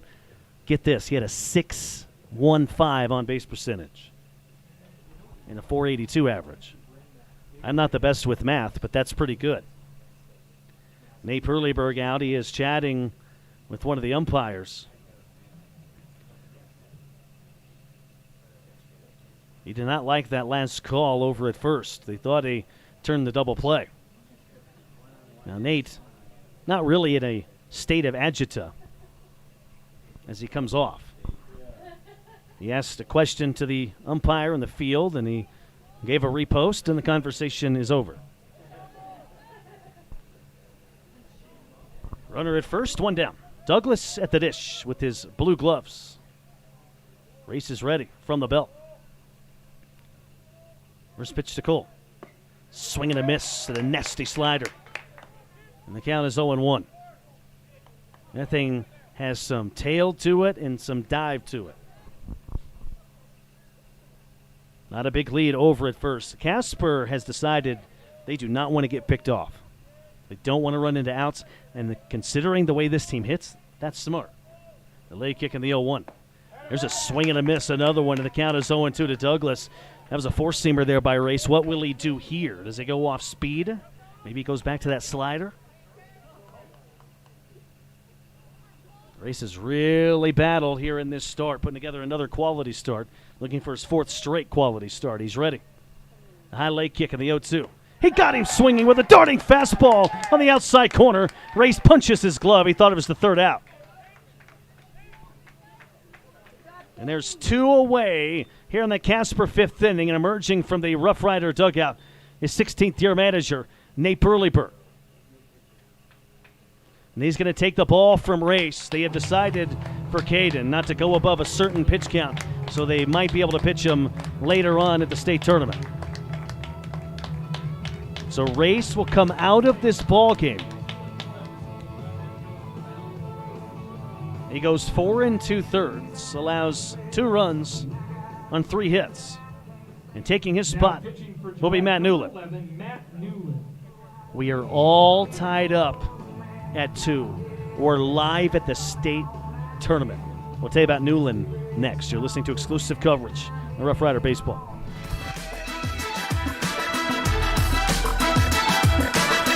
Whatever takes you to Evanston, whether it's high school sports, a teaching conference, music festivals, speech and debate, or your job, always book your hotel reservations at the Best Western Dunmar Inn. With 165 ground-level rooms on 10 acres, the Best Western offers everything you need, including newly renovated rooms, a business office, workout room, outdoor pool, and full-service restaurant, plus complimentary breakfast with every stay. Whenever you're in Evanston, make your hotel reservations with your friends at the Best Western Dunmar Inn.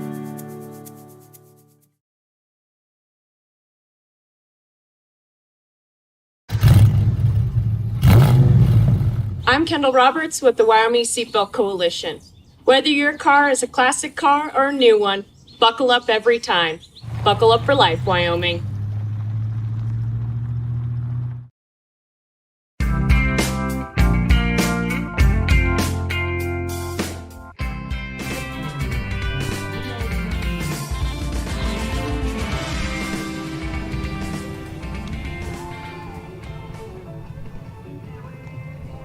Two to 2 ball game. We are in the bottom portion of the 5th inning. Matt Newland, the new pitcher for the Riders, 6'3", 160-pound senior, has a 4-seam, low 80s fastball, a slider, a change in the curve. He throws a lot of stuff with movement and dive to it. A lot of junk, as you would say, in the business. His key to his command, though, is that 4-seamer. If he gets that command, he is going to be tough to stop. He's making his 18th appearance, his 6th appearance from the pen. He's 10-2. 2.63 ERA. In his career, Newland is 24-4 with an ERA of 2.09.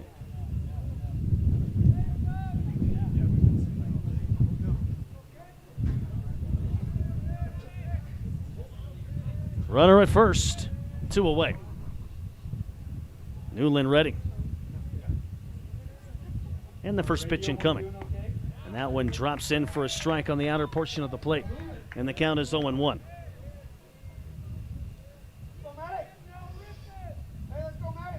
Wilcox 1 out of 2 with a stand-up double and a strikeout. Newland has his right arm dangling with the baseball in it, glove resting on his left quadricep. He comes set from the belt. The low leg kick and the pitch. There's a tapper. Newland backhands it on the mound. He jogs halfway to first, underhands it to Fink in time, and the Riders get out of the 5th. We go to the 6th. It's the Oilers 2. It's the Rough Riders 2. It's postseason baseball at Cowboy Field. You're listening to exclusive coverage of Rough Rider Baseball.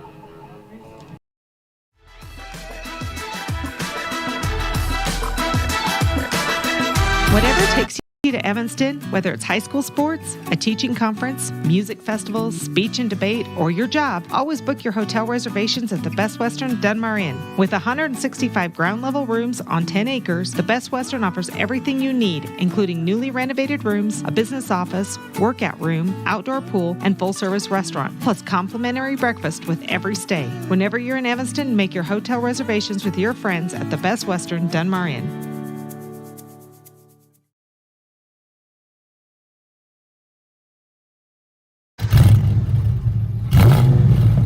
I'm Kendall Roberts with the Wyoming Seatbelt Coalition. Whether your car is a classic car or a new one, buckle up every time. Buckle up for life, Wyoming.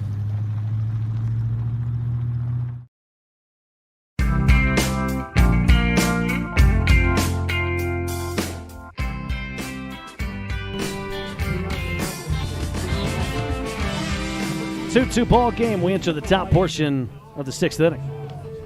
2, 3, 4 hitters due up for Gillette, Eliason, Richardson, and Schiller.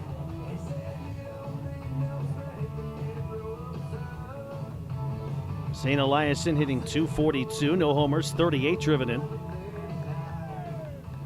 He is 2 for his last 8. Zane's just hitting .214 since June 1st. Nipper ready. First pitch to Zane. Called strike outside corner at the knees. And the count is 0-1. Nipper working for his second inning. In fact, Oiler pitching has retired 10 straight. Lewis retired 7 straight before he left the game. And Nipper has retired 3 straight Rider hitters. Again, the Rider offense in a lull. That has been a bugaboo all season for Gillette. The 1-1. Swing and a miss for Eliason. It's a ball and 2 strikes. All tied up at 2. We're in the top of the 6th inning. Day 1 of the state tournament. The winner plays at 7 tomorrow night. The loser plays at 1 in an elimination game. The 1-2. Swing and a miss. He got it with a darting fastball in the outer portion of the plate. Now the game we'll be watching later on, Laramie and Jackson. The winner will play the winner of that one. The loser will play the loser of that one.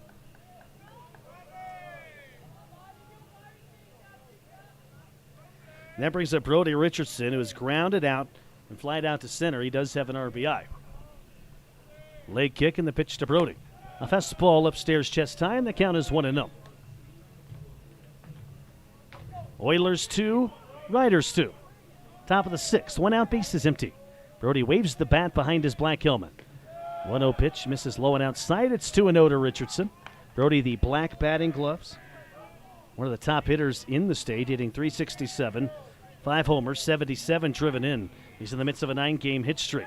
Next pitch by Brody. Misses low and outside. It is 3-0 to Richardson as shadows engulf the infield here at Cowboy Stadium. Sun still shining on most of the outfield. A leg kick by Nipper. The 3-0 pitch Brody takes. And that's a strike on the outer portion of the plate. It's 3 balls and a strike to Brody Richardson. In a 2-2 game, Brody representing the go-ahead run. Nipper ready. Rears back, the 3-1.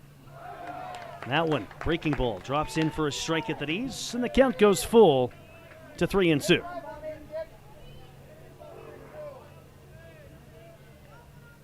Three balls, 2 strikes, 1 away. Nipper the leg kick and the payoff offering. And Brody slaps this one to center. Base hit just past the bar. In right center field, Brody. A 1-out single. He extends his hit streak to 10 as Pickett gets the ball in quickly. And that brings up Corey Schilling, who's 1 out of 2 with a stand-up double.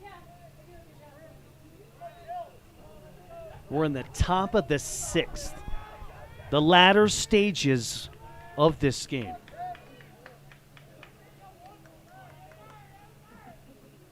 We're tied at 2. This is not an elimination game, but man, it feels like it here at Cowboy Stadium. Again, your chances of winning state after losing on day 1, slim to none. Big lead over at first by Brody. Nipper's ready. Glove near his belt. First pitch to Corey. And Corey sends this one towards right center field. Pickett going over to his left, running diagonally, and he's going to make the catch above his royal blue cap. Brody has to retreat back to the bag at first. He now stands there with 2 down. And that brings up Jason Fink, who's 1 out of 2 with an RBI single.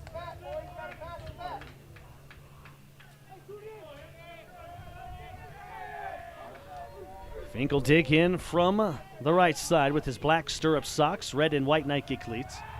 There's another toss towards first, and Brody just got under that tag by Wagner. He got tagged on the right forearm. He just got under it. Casper thought they got him there. Their dugout's right there in front of first base. The stretch by Nipper. The leg kick and the pitch to Jason Fink, the 6'7 junior. That drops in for a strike at the knees on the outside corner. 0-1 to Jason Fink, who's hitting .301 this year. 43 runs batted in. Stretched by Nipper. He also has a homer. The 0-1 offering. Four-seamer. Tailed in, caught the inner portion of the plate. It's 0-2 to Fink. And I would suspect Fink's going to get a breaking ball here. The count is 2 strikes. Nipper leans in to get his side glove resting on the left side of his hip. Brody sidesteps over, taking his lead at first. The stretch by Nipper, ready at the belt. He rears back. He fires the 2-strike offering. Misses high and outside, and the count is 1-2 to Fink. Fink had a really tough April and then got going in May and June. Slumped in the beginning part of July, but has gotten going of late. He's 6 for his last 13. The stretch by Nipper. The 1-2 pitch. Breaking ball stayed up, and the count is 2-2. Fink 1 out of 2 with an RBI single. We're tied at 2. Brody at first representing a go-ahead run. Sun shining and glistening off of the beautiful outfield grass here at Cowboy Stadium. Shadows engulfing the infield until now. Now it's shining everywhere. The stretch, the 2-2. And Fink reaches out and taps it off the end of his bat towards the Casper on deck circle, first base side. And he's barely stayed alive there. 2 balls, 2 strikes. Runner at first, 2 away. Fink crosses home plate with the tip of his bat. He digs in with his black helmet and his gray batting gloves. Brody over at first, takes his lead. They don't want to test the arm of Douglas. The stretch by Nipper. The 2-2 pitch. It got him swinging on a pitch that tailed in on Fink. And that ends the Riders' 6th. We go to the bottom of the 6th. We're all tied up at 2. You're listening to exclusive coverage of Rough Rider Baseball.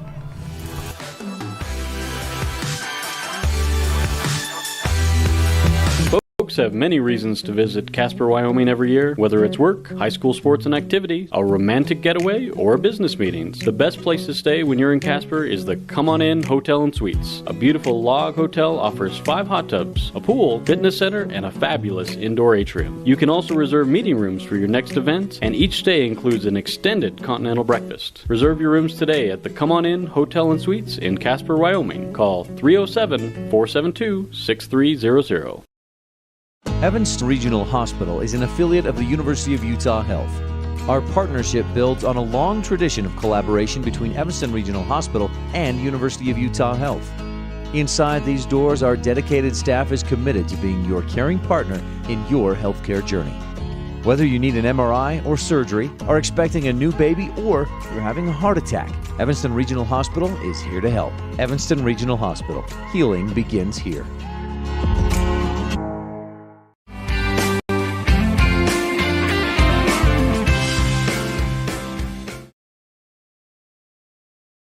Caden raced through 80 pitches, so he's able to pitch later on in the tournament.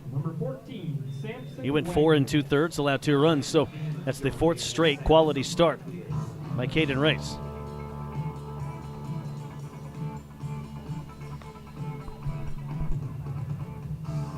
Coming down to the wire here in Laramie, Samson Wagner to lead things off.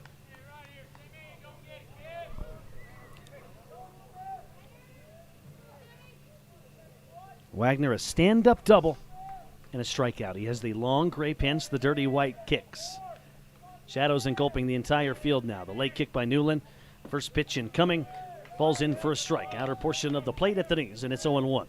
That was some nasty stuff. Had some tail and dive to it. Newland with his feet staggered. Glove out in front of his chest. He rears back. He fires the 0-1 offering. And that fastball misses away. It's 1-1. Newland 10-2 this year. He's allowed 2 earned runs or less in 15 of 17 appearances this season. Again, 24-4 in his Rider career. The 1-1. That is belted towards deep left field. Drew going back, running diagonally to his right. He reaches up, and he makes the catch in front of the green fence. A beautiful running play by the athletic 8th grader, Mason Drew. Pitcher, number 24, Grant Nipper. And that brings up Grant Nipper. I did not think Drew was going to get there.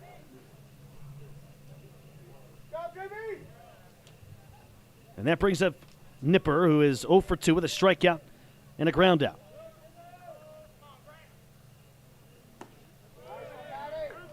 First pitch called strike, and the count is 0-1.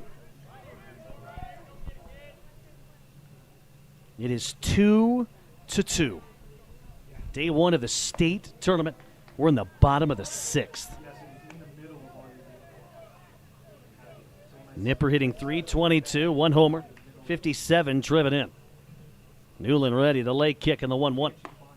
Fastball, tailed a little too far in. And the count is 2-1.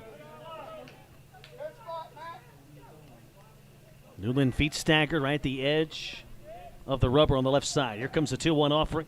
Fastball upstairs, chest high, and the count is 3-1. 1 out, bases empty, bottom of the 6th.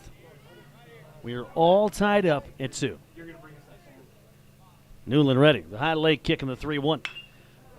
And that is belted towards deep left field. Sturdivant drop steps back at the warning track, and it bounces and hits under the chain link fence across the warning track.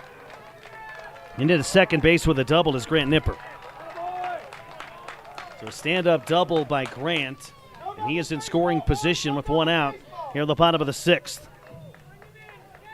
And that brings up Shane Taggart, who is 1 for 2 with an RBI single. And all of a sudden, the Oilers can take the lead late with a base hit. We're all tied up at 2. Newland leans in to get his sign, glove resting on his left quadricep.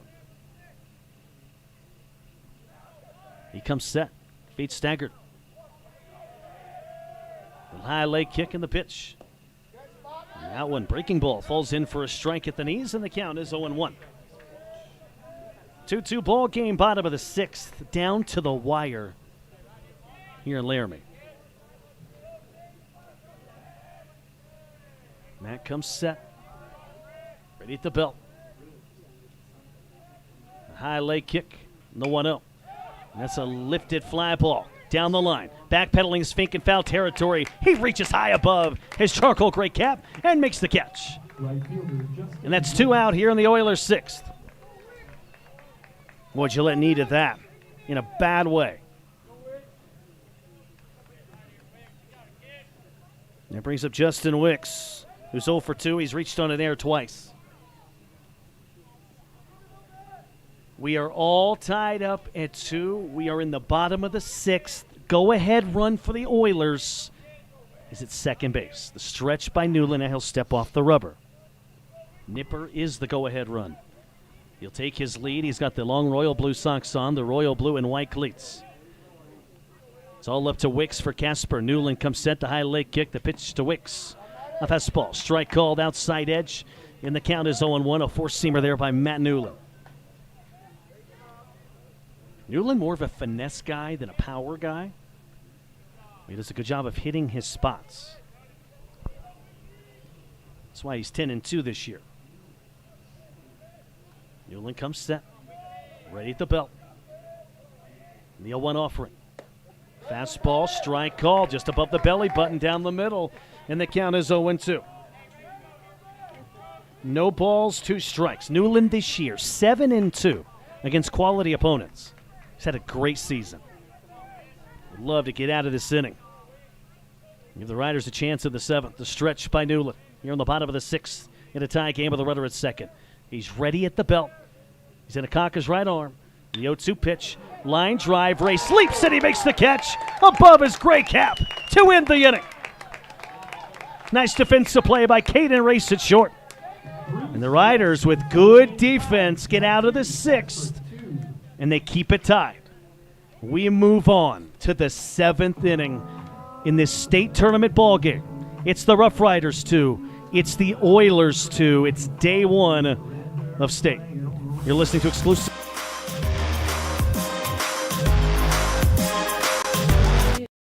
When you lose a tooth? Put it under your pillow. Under my pillow. Like a treasure chest so you could put it in. Why do you do that? Because then the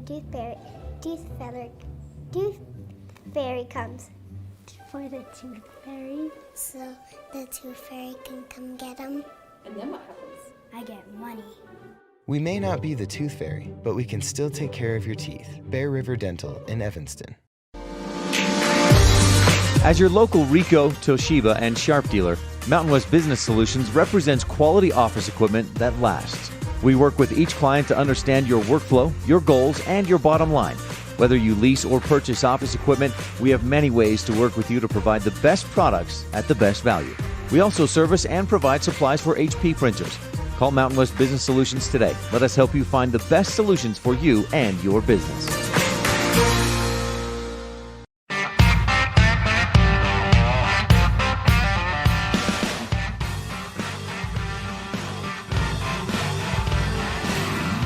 Two ball game. We enter the top of the 7th inning. Nipper still on for Casper. Again, their starter Lewis went 4 innings, allowed 2 runs. Nipper trying to throw 3 scoreless out of the pen. Matt Newland to lead things off for Gillette. It'll be Newland, Sturdivant, and Drew scheduled to hit for the Riders here in the 7th. Against Grant Nipper with his feet staggered. Nipper, glove near his belt. First pitch from Grant. Fastball. Strike called outside edge. And the count is 0-1.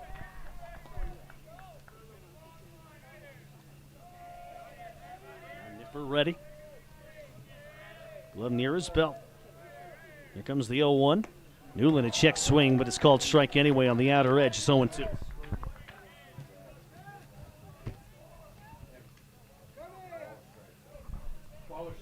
No balls, 2 strikes. Nobody on, nobody out. Nipper rears back, and the 0-2 to Newland. He got him swinging with a high fastball. Newland, visibly frustrated, slaps the top of his apple red helmet. And it looks like we're going to have a pinch hitter in there. Big James Pelton, 6'2", 260-pound junior. In the game for Gillette, number 42, James Pelton. Pelton going to hit for the struggling Joey Sturdivant.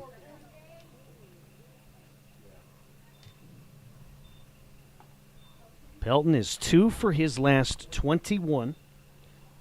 In limited time this year, he's hitting .221, no homers, 21 driven in, 6 doubles, 1 triple. This is his 43rd appearance.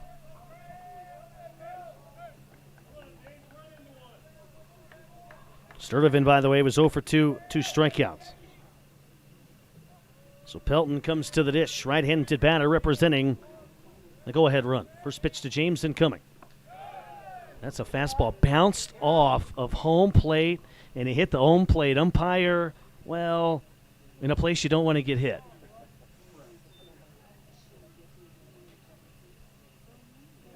And hopefully he's all right. He's doubled over right now, hands on his knees.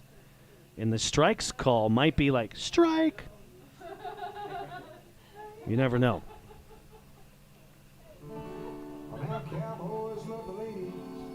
And I'm sure they're all going to go out. They're all like converging here. All the umpires, coaches, they're all converging, and they're going to have a laugh about this one. Yep, there's Perleyberg smiling.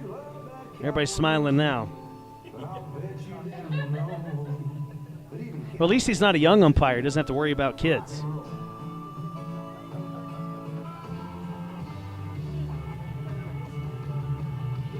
It looks like he's going to be okay. That looked like it hurt, man. He heard the thud on the home plate and then just bounced up and popped him. And, you know, he's a tough guy. Cole Douglas smiling about it. The Casper Oiler catcher has his mask on his head. Cole Douglas, the same age as the home plate umpire, 77 years old. Just kidding, Cole.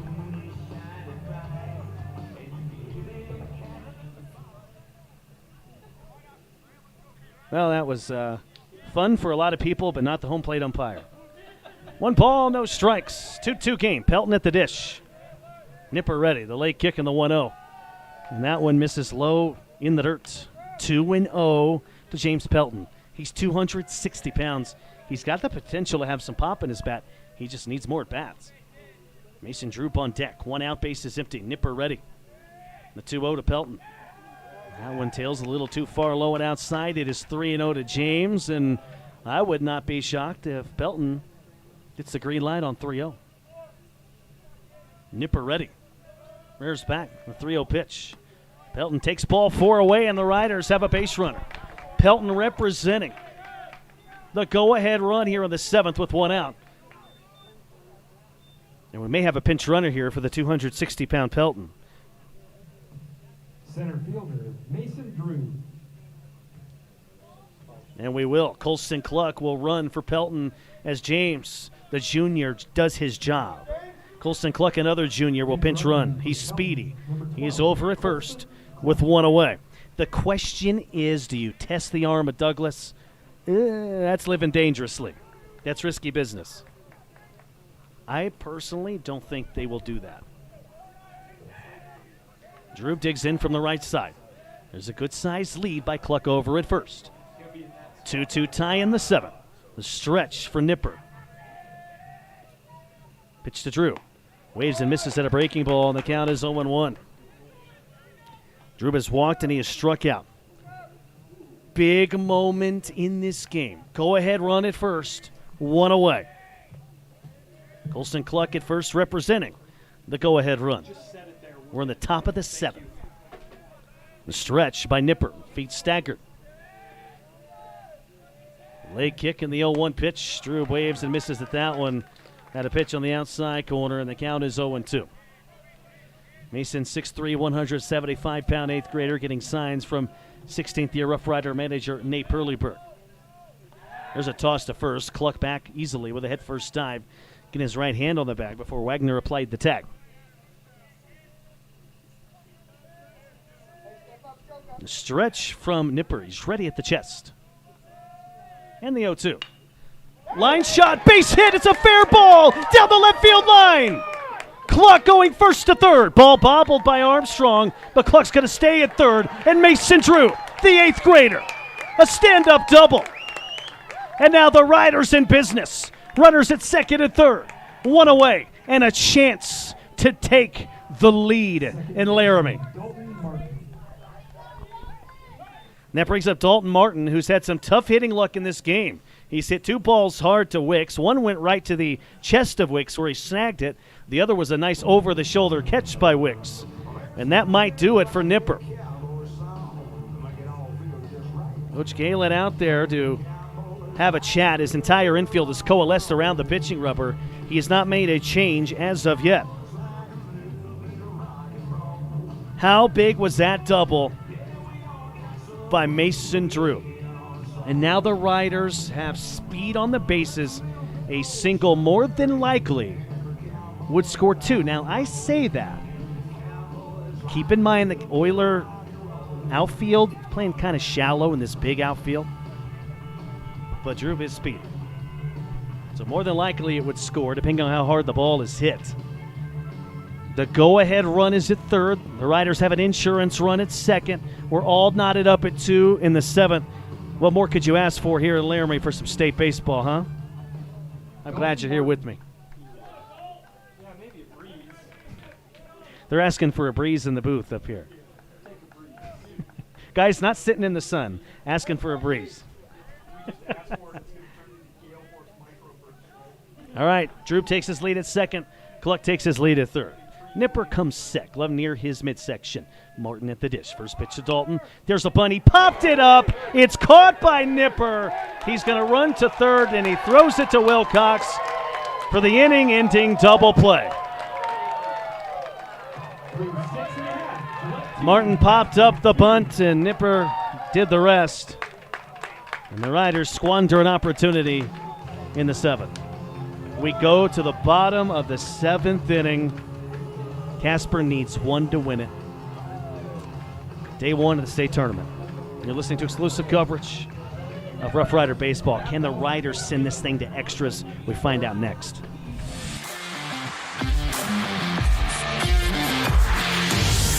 The big difference that sets Freeway Tire apart from other tire stores is the fact that we care. We care about the customer service we provide, we care about selling quality products at fair prices, and we care about your vehicle. So when you're looking for tires or having work done on your vehicle, everything from maintenance to major repairs, make sure you take it to the company that really cares, Freeway Tires, on Bear River Drive in Evanston. Stop in today or schedule an appointment with us online at freewaytires.com. There's a reason Rocky Mountain Yeti is Southwest Wyoming's #1 dealer. Come in and see what all the buzz is about. Voted Best of Evanston by you. Best of Evanston in new car sales, used car sales, and Best of Evanston in service. We have the best selection of inventory in town, paired with our legendary 20-year, 200,000-mile warranty. Come see us today at one of our 2 locations, 100 Wasatch Road or Yeti on 3rd next to Walmart. Let us help get you on your next adventure today. Rocky Mountain Yeti, legend driven.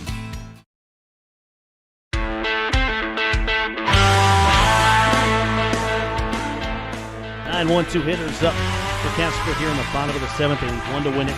They'll have to do it against Matt Newland, who's 10-2 this year. ERA's in the low 2s. First pitch from Matt here in this bottom of the 7th. A fastball strike, belly button high, and down the middle it's 0-1. Armstrong 0 for 2, 2 strikeouts. Into the top of the order to Braden Barr and Morgan Pickett. Newland with his feet staggered. The 0-1 offering. Four-seamer caught the outer edge of the plate at the knees, and the count is 0-2. By the way, Mason Drube in center, playing now towards right center. There's a good-sized gap in the alley in left center. Drube, his feet staggered. Rears back in the 0-2 pitch. Bounced straight back off the backstop. So in the last half inning, the Riders had runners in second and third, 1 down. They decide to bunt. And it was popped up by Martin to the pitcher, and it turned into a double play because it was a squeeze play. Newland the wind of the 0-2. And that is hit pretty hard towards center. Drube drops, steps, back pedals, played it perfectly, and he makes the catch in front of his black uniform at his chest. 1 up, 1 down for the Oilers in the bottom of the 7th. That brings up Braden Barr.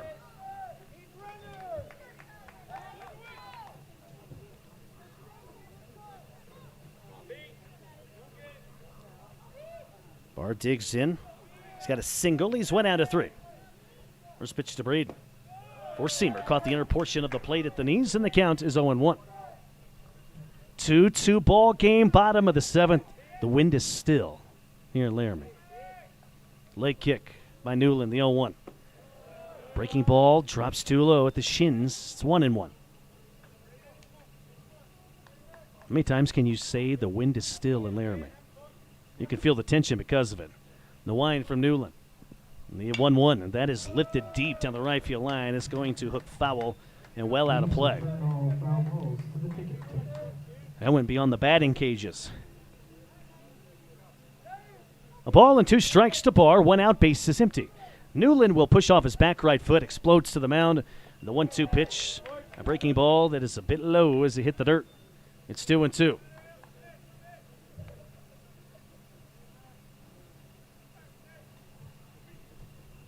Two ball game. Bottom of the 7th, game on the line. The leg kick. The 2-2 offering. Misses low and outside. It is 3-2. Casper's won 5 in a row. They're 45-24. The Riders 48-32. Casper the 1 seed in the West. Riders the 4 seed from a very good East. The wind from Newland. The payoff pitch. Tapper towards third. Schilling charges. He drops the baseball. Barr safe. Another error for the Rough Riders. That's 146 on the year.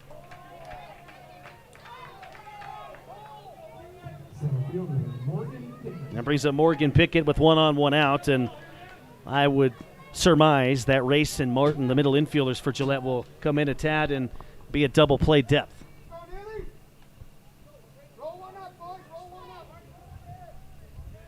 A stretch by Newland, ready with his feet staggered.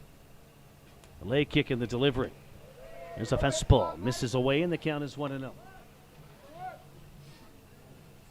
We're all tied up at 2 in the 7th. The game winner is over at first. That's Barr with a small lead. Again, they do not want to run into pickoff outs. The 1-0. Misses high and outside. It is 2 balls and no strikes to count to Morgan Pickett. Pickett hitting .486. The guy behind him on deck, Douglas, .482. That's what Newland has to deal with to try to keep this game tied late. The leg kick in the 2-0. Fastball, four-seamer, strike on the outer edge. It's 2-1.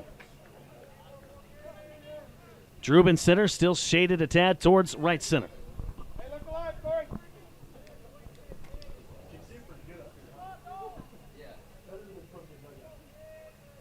Newland leans in. Ready at the belt. Turns and tosses to first, and before the ball got there, easily standing. Barr was standing there. Barr representing the game-winning run. Casper scores one, they'll walk off and beat Gillette on day one of the state tournament. Next pitch is a chopper towards short. Race was playing near the bag at second. He tries to dive and backhand it, and it rolls into short left field for a hit. Cluck gets the ball in quickly, and the game-winning run is at second with one out. Well, that's tough there because that is just a normal ground ball if Race isn't playing near the bag at second.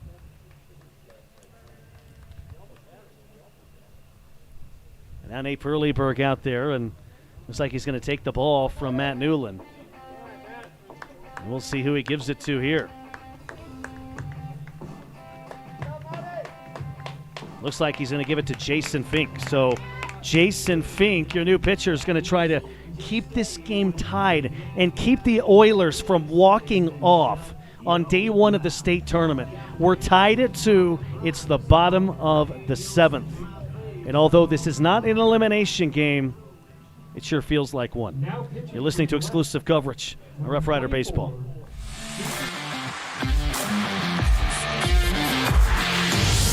The big difference that sets Freeway Tire apart from other tire stores is the fact that we care. We care about the customer service we provide, we care about selling quality products at fair prices, and we care about your vehicle. So when you're looking for tires or having work done on your vehicle, everything from maintenance to major repairs, make sure you take it to the company that really cares, Freeway Tires, on Bear River Drive in Evanston. Stop in today or schedule an appointment with us online at freewaytires.com.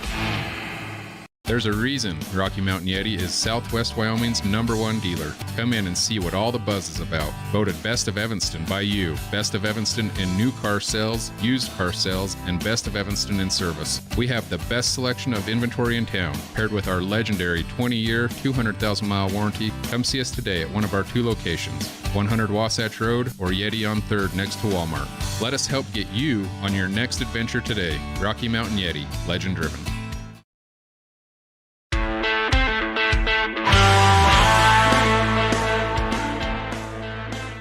Jason Fink, 6'7", 205-pound junior.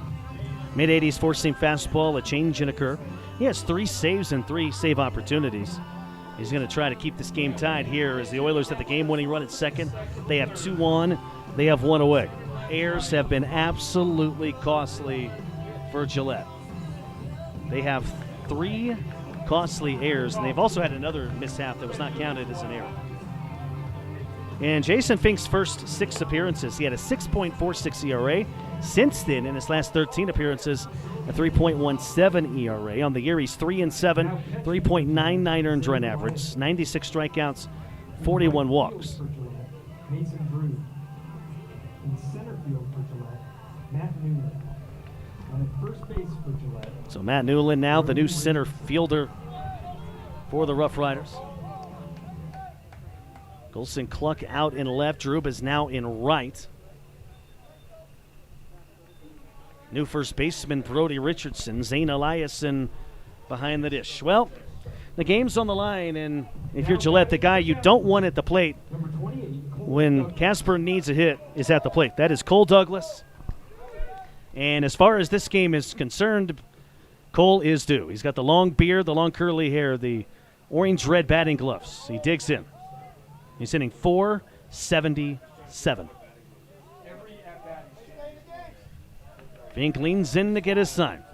He comes set from the belt. First pitch to Cole. This is low and outside. Ball 1. Good pick by Eliason behind the dish, or both runners would have moved. Middle infield for the Riders. Double play depth. Barr at second, representing the winning run. Pickett over at first. Riders need a double play ball. Fink has his glove resting on his left quadricep. He comes set at the belt. The leg kick and the pitch. Fastball upstairs over the belly button, and the count is 2-0. Game-winning run at second base for the Oilers. We're tied at 2 in the bottom of the 7th. Winner plays at 7 tomorrow night. Loser plays at 1 tomorrow afternoon in an elimination game. The stretch by Fink. The high leg kick. The 2-0. Fouled straight back off the fencing. And the count is 2-1 to Cole Douglas, who has 6 homers, 66 runs batted in. Taking his lead at second, representing the winning run as Casper tries to win in walk-off fashion, is Braden Barr. Morgan Pickett takes his lead at first. Count 2-1 to the dangerous Cole Douglas, who's a superstitious dude. The stretch by Fink. The leg kick in the 2-1. And Douglas will slap this one down the left field line. It's going to go foul over the pine trees, and the count is 2-2.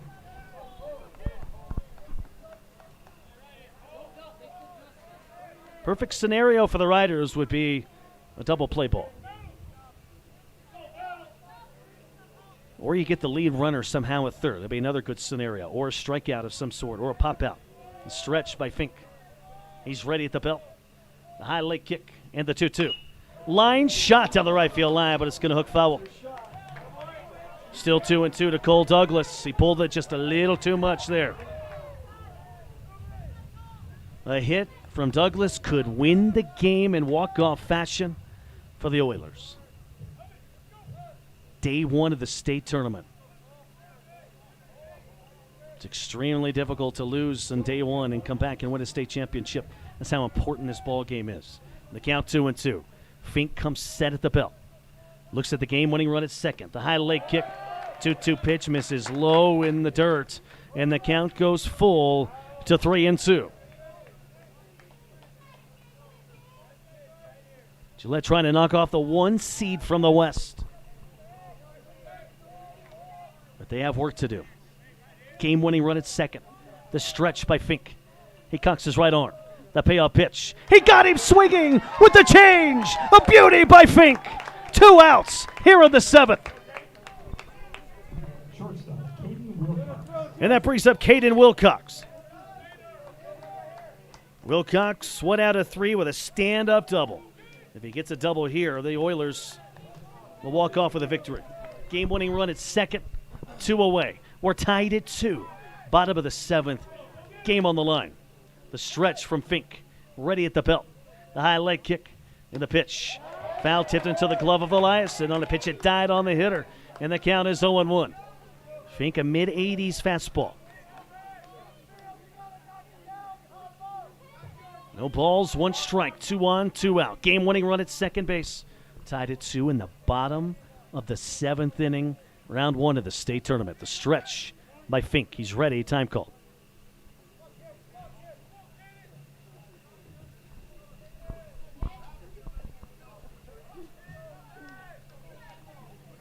Fink trying to keep his team in it, trying to keep this game tied.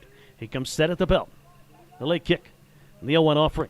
And that one misses low and outside, and the count is 1-1. Good block again by Zane Eliason, the senior behind the dish.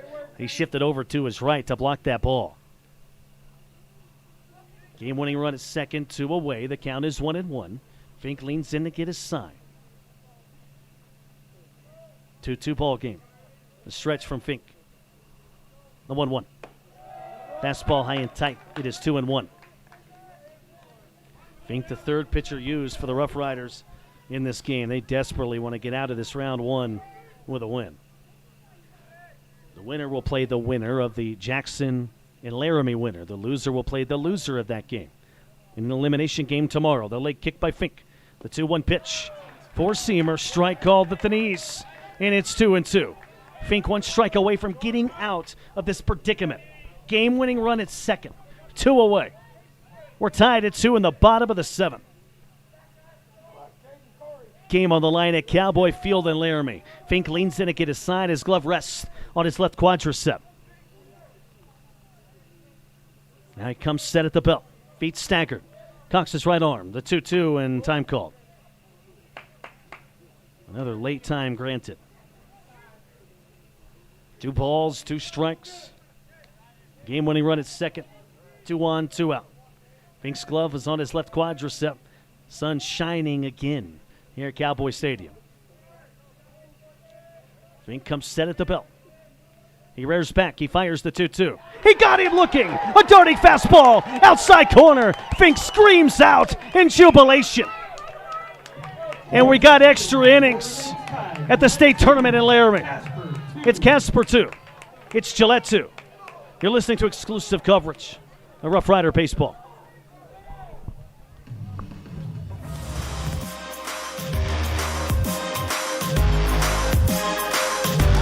When you're looking for one location that is centrally located in Wyoming to host a business meeting or corporate retreat, always consider the Come On In Hotel and Suites in Casper first. With meeting rooms and amenities that everyone can enjoy at the Come On In is the best place to host events. The rustic decor, fireplaces, jacuzzis, pool, and large indoor atrium will make your event memorable. Call today and find out the ways we can help make your event a success. Come On In Hotel and Suites in Casper. Call 307-472-6300.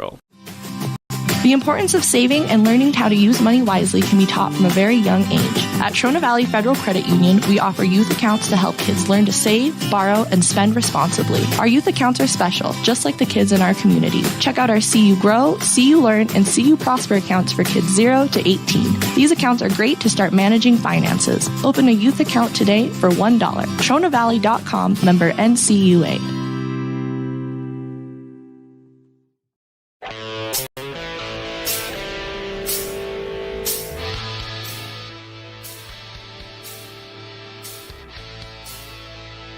Of the state tournament. I'm glad you're here with me here in Laramie at Cowboy Stadium. I'm Chris Brittle, live inside the Fisher Sand and Gravel Sports Booth. Thanks for listening on News Radio 107.5 FM and online at BasonsRadio.com. Thanks for watching on My Local Radio. Big thanks to them for having me.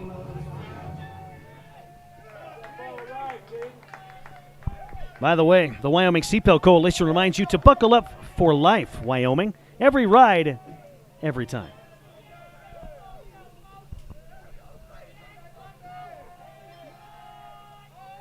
Nipper ready from the belt. First pitch to Caden Race, and coming a fastball upstairs, chest high. The count 1-0. Race 1 out of 3 with the single. He's 0 for his last 2. Nipper ready. The leg kick, and the next pitch to Race drops in for a strike. And the count 1-1. Nipper trying to go 4 scoreless against that Rider lineup that have scored both of their runs way back in the first. Otherwise, they have been abysmal. The 1-1. Strike call on the outside edge. It is 1-2 to Race.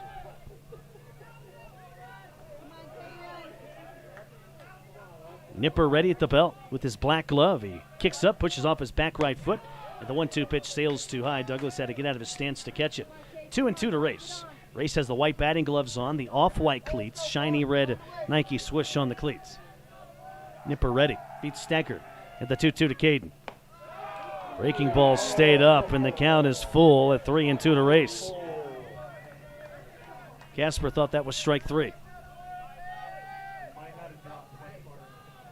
Nipper ready at the belt. Rears back, and the payoff pitch. Race will send this one fouling out of play first base side into the parking lot over the brown bleachers. Count 3-2 to Caden Race. Nipper ready from the belt. The leg kick. The payoff pitch misses low and outside. He walked him. And the speedy Race is aboard here in the 8th. And that brings up Zane Eliason.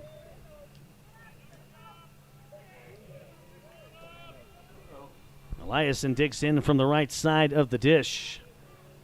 And now we may have a meeting. The entire infield for Casper will coalesce around Grant Nipper. No move has been made as of yet. Race at first. This might be just a discussion on how to deal with Caden, who is very capable of stealing a base. He's got great speed. Douglas is tough behind the plate, though. I don't know if they're going to test the arm of Douglas. We'll see. But they're definitely talking about how to deal with Caden. And if you're Gillette, you start wondering, do you try to move Caden into scoring position with Eliason here? Last time they tried to bunt, didn't work out. It was a pop out to the pitcher for a double play. So we'll see how each of these teams play this thing. Eliason at the dish. Sun hiding again in Laramie.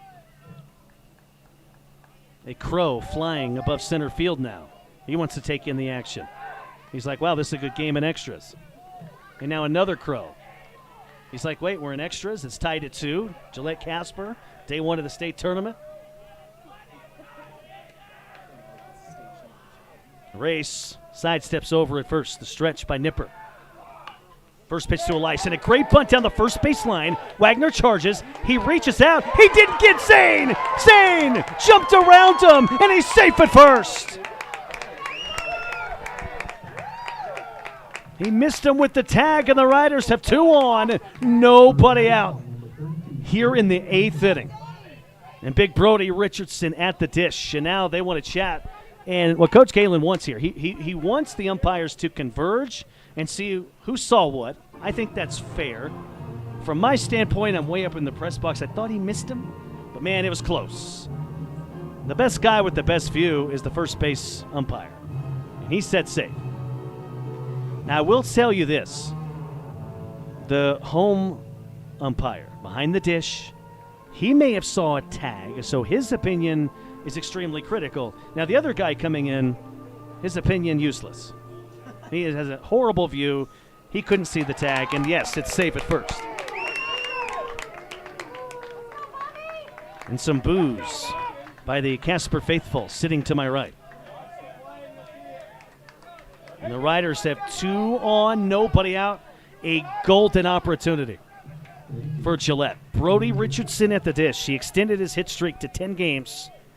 Earlier on, he's 1 out of 3 with a single and an RBI. Brody hitting .385 during said 10-game hit streak. The stretch by Nipper. Pitch to Brody. Tails a little too far outside, and the count is 1-0. Looks like Casper's going to stick with Nipper. Ride or die here for the Oilers. They do not necessarily want to use any more pitching in this one. We're tied at 2. The stretch by Nipper. The leg kick and the delivery. Brody a tapper towards third. Taggart's got it. His only place to first is a low throw handled by Wagner, and Brody moves both runners over. Race skips into third. Eliason into second. And there's 1 out here on the right or 8th, and that brings up Corey Schilling. I know Brody moved the runners. That is not what you have in mind when Richardson's at the dish in the top of the 8th inning in a tie game. And that brings up Corey Schilling. 1 out of 2, a stand-up double. And they're going to intentionally walk Schilling. And that's a wise move. Why not load him up? Why not have the infield either in or at double play depth? That way you have plays at home and you have a chance for a double play. It's exactly what Casper's doing. And they'd rather deal with Fink, who's 1 out of 3 with an RBI single. Fink has also struck out 2 straight times. And his last time against Nipper, it looked like he had trouble picking up the ball. Nipper has that delivery where it really twists his body. Taggart at third, even with the bag. Wagner at first, even with the bag. Middle infield double play depth. First pitch to Fink. He lifts this one down the right field line. It's hooking foul on a high fly ball. It's out of play. Count 1 strike to Jason Fink. The speedy race to third. Eliason at second. The Riders were in this position in the top of the 7th. They did not convert. What will they do here? Schilling over at first. Stretch by Nipper. Ready at the belt. He twists his body. He delivers the 0-1. And Fink watches a strike down the middle. Belly button high, and it's 0-2. Matt Newland on deck. Fink 6'7", 205 pounds. Bases full of Rough Riders. 1 down to the top of the 8th. The stretch by Nipper. The 0-2 to Fink. Fink, line drive, base hit, center field. Pickett scoops it up. Caden Race scores simultaneously, hitting home plate with his left foot, and the Rough Riders have a 3-2 lead against Casper in Laramie. Jason Fink, the junior, comes through in a big way and ends the tie. Fink now 2 out of 4. And that brings up Matt Newland.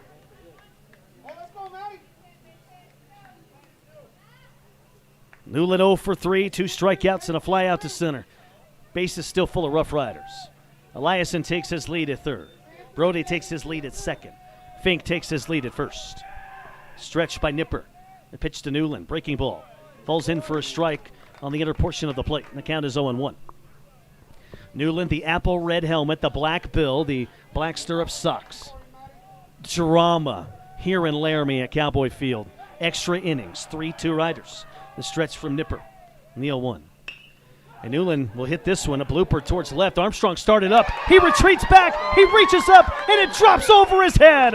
Eliason hits home plate with his right foot and scores. Not far behind is Schilling. Here comes the throw by Wilcox. Schilling ahead. First dive. He slides his left hand across home plate and scores.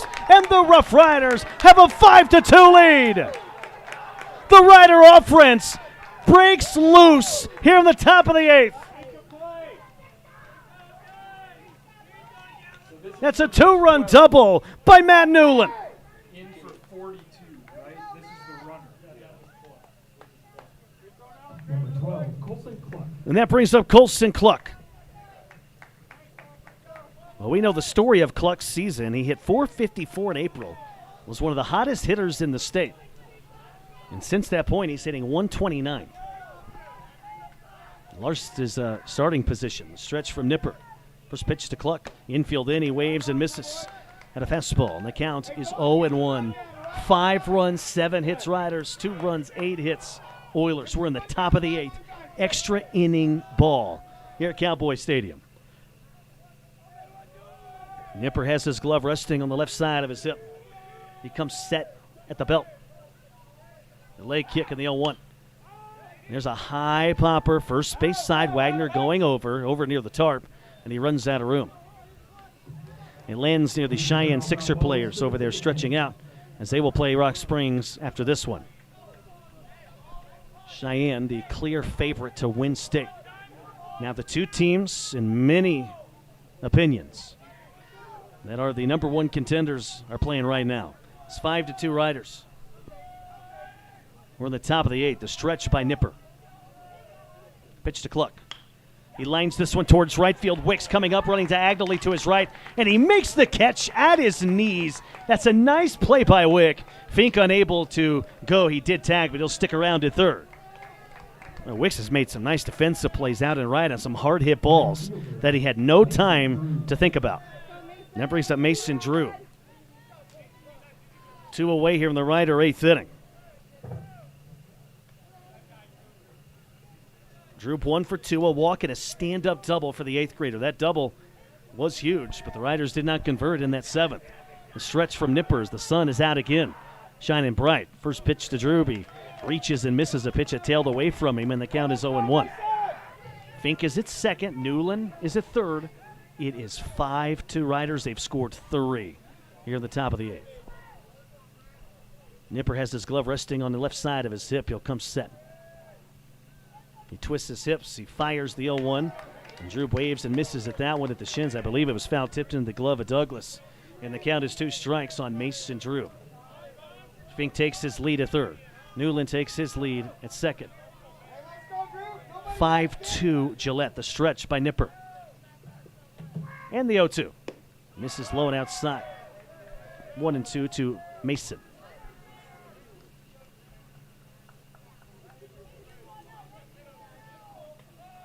Runners at second and third, 2 down. The Riders have played at 3 here in the top of the 8th. Thus, they lead 5-2. They'll have a chance to win it in the next half inning. The late kick, the 1-2 to Drew. And that's a high popper behind home plate, and Douglas will watch it sail out of play. It went right over the Fisher Sand and Gravel sports booth. A couple of youngsters will chase after the foul ball.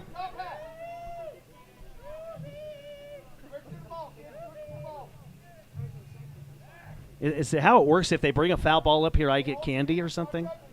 Or they get candy? Oh, okay. I think they get candy. Arrangements could be made. He's okay. And I think that's going to do it, by the way, for Nipper.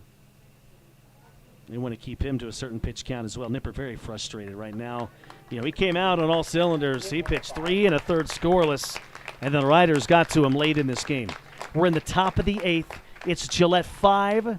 It's Casper 2. And the Riders have some more insurance runs on. Let's see if they can get those win next. You're listening to exclusive coverage a Rough Rider baseball. Before I go, I want to remind you the Wyoming Seatbelt Coalition reminds you to buckle up for life, Wyoming. Every ride, every time. More next.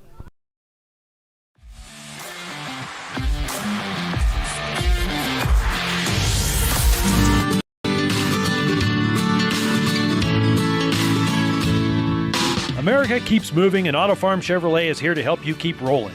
Whether you need a brand new vehicle or service on one you already own, Auto Farm Chevrolet is here to lend a helping hand. Our certified mechanics are knowledgeable, and our sales team takes the time to get to know you and what your needs are. Stop in today, Auto Farm Chevrolet, 624 Front Street, Evanston. Evanston's community-driven dealer. When your vehicle needs new tires, any tire store can get you back on the road. But only Plains Tire can get you rolling again with the peace of mind that you were treated well, paid a fair price, and that you'll be taken care of for the life of the tire. At Plains Tire, trained tire technicians mount and expertly balance your new tires, replace the valve stems, and hand check each lug nut to make sure it's all tight and secure. Plus, you'll get lifetime alignment checks and tire rotations only at Plains Tire, 157 Bear River Drive, Evanston. Visit plainstire.com. Two Rough Riders have the lead. Mason Trube at the dish. The Riders have runners at second and third. 2 away. They've scored 3 runs here in extra innings in the top of the 8th. What a wild and woolly game here on day 1 of the state tournament between the Riders and the Oilers. We knew this would be a good one. You have the 1 seed from the West and the 4 seed from the East. Throw those seeds out. These two teams are very evenly matched. Fink at third. Newland at second. He had the big hit of the inning to Matt Newland with that 2-run double.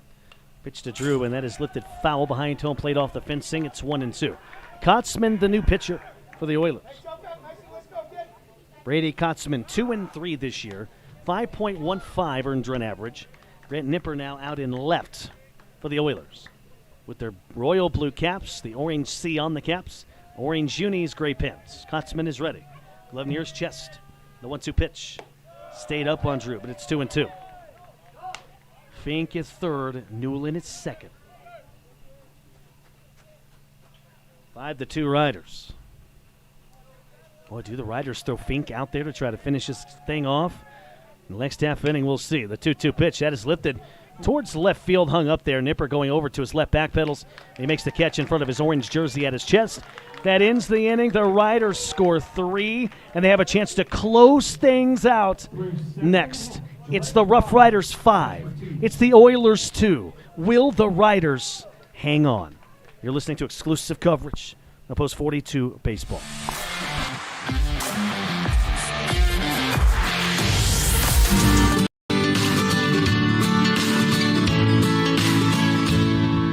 America keeps moving, and Auto Farm Chevrolet is here to help you keep rolling. Whether you need a brand new vehicle or service on one you already own, Auto Farm Chevrolet is here to lend a helping hand. Our certified mechanics are knowledgeable, and our sales team takes the time to get to know you and what your needs are.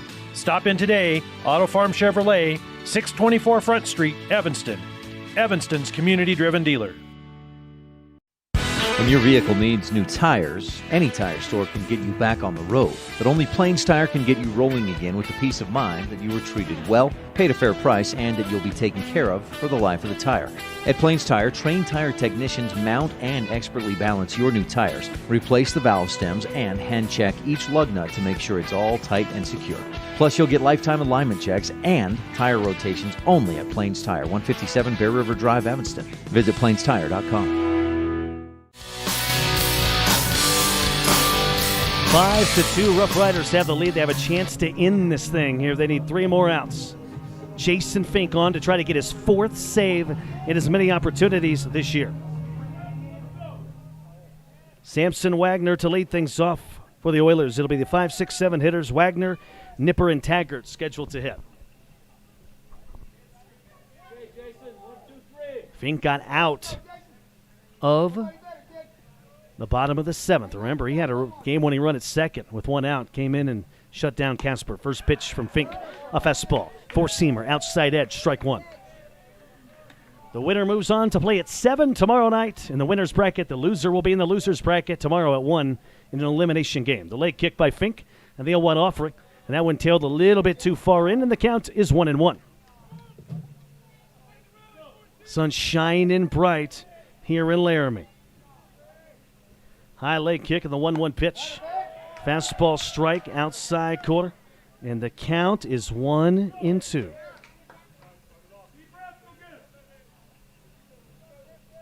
One ball, 2 strikes. Leg kick by Fink. The 1-2 offering. That's hit pretty well towards right center field. Drew going over to his right. Newland going over to his left.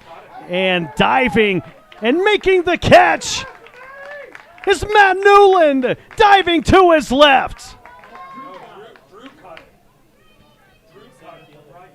Great play right there out in right center. And this Rider defense has struggled today, but they've made a couple of web gems as well. There's one there out right center by Mason Drew.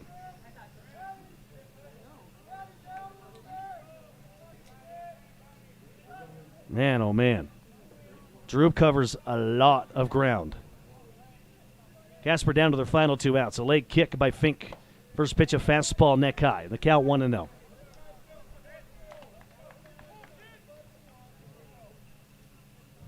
Five to 2. Riders lead it. Nipper at the dish. The late kick by Fink. The 1-0 offering. Four-seamer just misses outside. Fink wanted that call, didn't get it. He's got a facetious smile on his face. Fink ready. The high leg kick in the 2-0. There's a high popper, sails out of play, first base side over the Casper Oiler dugout, and the count is 2-1. 2 balls, 1 strike.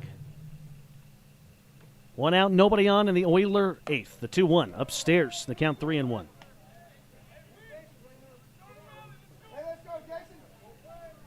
Riders trying to get in the winner's bracket for tomorrow's game. The late kick in the 3-1 offering. Swing and a miss. And the count is 3-2. A darting fastball there by Fink. 3 balls, 2 strikes. Casper down to their final 2 outs. Trailing 5-2 in the bottom of the 8th. Extra innings in Laramie. The high leg kick by Fink. And he got him swinging on the payoff pitch with the darting four-seamer on the outer edge of the plate. Oilers down to their final out. Fink trying to get his 4th save of the year in as many tries. The Rough Riders trying to escape round 1 here and avoid the loser's bracket. The leg kick from Fink and the next pitch incoming. Fastball upstairs, chest high. Had a little oomph to that one, and the count is 1-0.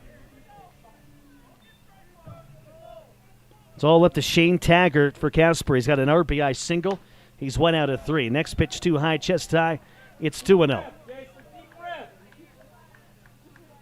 Now Newland center, playing right center, so a big gap in left center field. A late kick by Fink of the 2-0 pitch. A fastball upstairs, chest high, and the count is 3-0.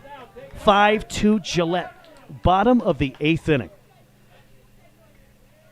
Gillette trying to win this ball game. The 3-0 pitch, missed high and in, he walked him. And now the tying run will be on deck for the Oilers as they trail 5-2 in the bottom of the 8th inning. Brings up Justin Wicks. Wicks is 0 for 3. He's reached on an air twice, and he's lined out. Caden Race, the veteran senior in the right ear of Fink, chatting with them. Fink, a 6'7" junior. He has frontline potential. He would be considered to be the number 4 guy in this rotation. Casper down to their final out. They have a runner at first, 2 away. 5-2 Riders. Round 1 of the state tournament. The stretch by Fink. And the first pitch, a fastball, strike called. Belly button high down the middle. And the count is 0-1. Gillette scored 3 runs in the top of the 8th to seize control of this game. The stretch by Fink. And the 0-1 pitch, high and tight. Fastball there by Jason. It's 1-1. 1 ball, 1 strike, runner at first. 2 away. And stretch by Fink, the 1-1. A fastball upstairs above the belly button, and the count is 2-1. And now Nate Perleyberg has seen Fink have some command issues in the past 2 hitters. He's going to emerge out of the Rough Rider third base dugout and go have a chat. It is a slow-paced walk for 16th-year Rough Rider manager Nate Perleyberg. Their last state championship was 2014. Last year, this team was in a different mood. They came in the clear favorites to win state. Cheyenne stole that thing with a young team. This year, the Riders are that young team trying to steal that thing. Perleyberg says this week, he told me, hey, I love the underdog role. I think these guys play better when they feel disrespected. That's why you saw so much intensity by this team when they scored the first 2 runs of this game. It was 2-0 Gillette. The Oilers tied it at 2, and then the Riders in the top of the 8th here in extras scored 3 runs to take a 5-2 lead. Right now the tying run is on deck. Runner at first, 2 down. Fink ready from the belt, and the pitch incoming. When that pitch high and tight. Missed high again, it's 3-1. When Fink is having control issues, he keeps the ball up. Wicks at the dish. He's got to find a way to get on. The 3-1 pitch. Fastball, and there it is. He walked him. Pitch chest high. And the Oilers have 2 on, 2 out. Tying run at the plate. Into the game for Casper. Number 7, Cooper Hack. Casper will have a pinch hitter in the ball game. It is Cooper Hack. Hack this year, 289 hitter in limited time. No homers, 13 driven in. Game on the line. He represents the tying run. 5-2 Gillette. Bottom of the 8th at extras.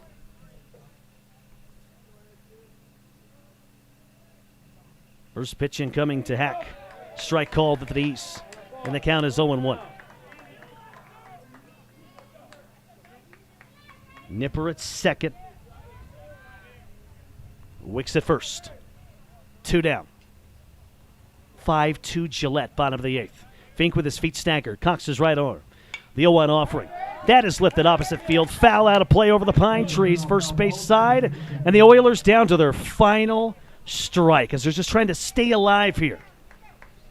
The Riders 1 strike away from moving on to the winner's bracket for day 2. No balls, 2 strikes. It's not an elimination game, but is about as close as you can get to one. The leg kick by Fink. The 0-2 pitch. He tried to get him to chase with a pitch down and away, but to no avail. Still a ball and 2 strikes. 2 outs in the inning. Nipper at second. Wicks at first. Hack at the plate representing the tying run. The stretch by Fink. Ready at the belt with his feet staggered. The high leg kick and the 1-2. And that one foul tip behind home plate. And Hack barely staying alive. This game inches away from being over. Casper down to their final strike. Trailing 5-2 in extras in the bottom of the 8th. Gillette trying to hang on. They shade Hack towards right center. High leg kick and the 1-2 pitch. And that one's going to skip past Elias, and it was low in the dirt, and it's 2-2. Both runners move up. Nipper to third. Wicks to second, and the wind has started to pick up here in Laramie.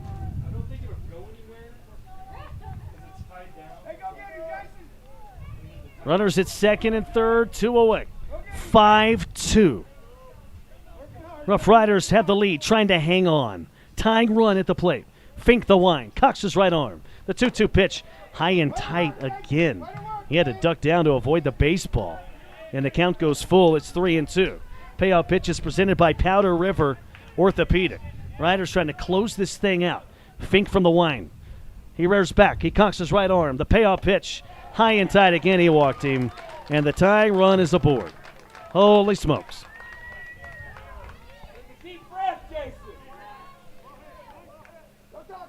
Now Casper desperately trying to keep this game going and give themselves a chance.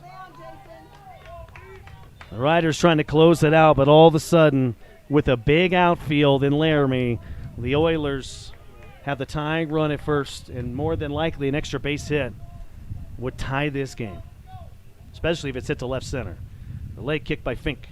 First pitch incoming. A fastball strike. Belly button high, and the count is 1-0 to Braden Barr. Barr has singled in this game. He's 1 out of 4. 5-2 Gillette. Bases loaded. Bottom of the 8th in the extras. Fink rears back. Cocks his right arm. The 0-1. That is lifted foul high off the netting behind home plate. And the count is 0-2. No balls, 2 strikes, 2 on, 2 out. Fink ready, trying to get his 4th save of the year with the bases loaded. His feet are staggered, glove out in front of his face. The wind from Fink on the 0-2 offering. Line shot, base hit right field between Richardson and Martin. Coming up with the baseball is Eliason. 1 run is in.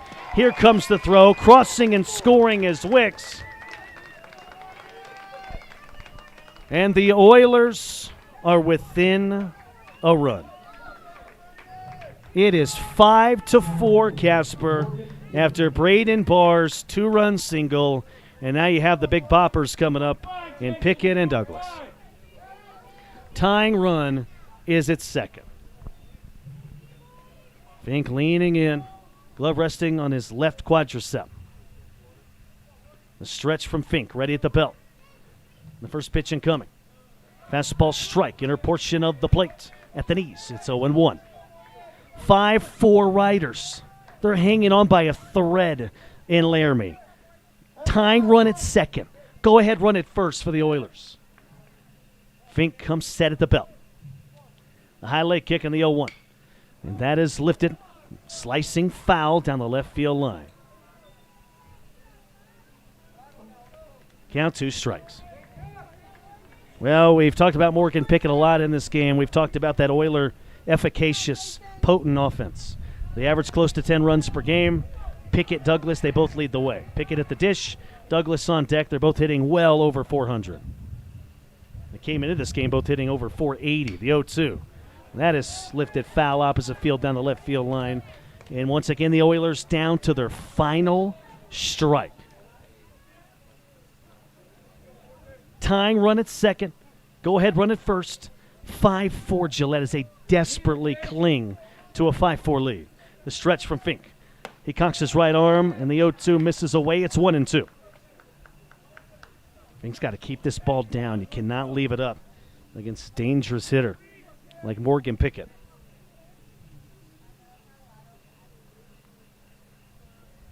Casper down to their final strike. Tying run at 2nd. Go ahead, run at first. 5-4 Riders. Bottom of the 8th and extras. The stretch from Fink. The leg kick and the 1-2. And there's a little bloop. Shallow right, running diagonally to his right is Race. He reaches up. He makes the catch with his brown glove to end the game.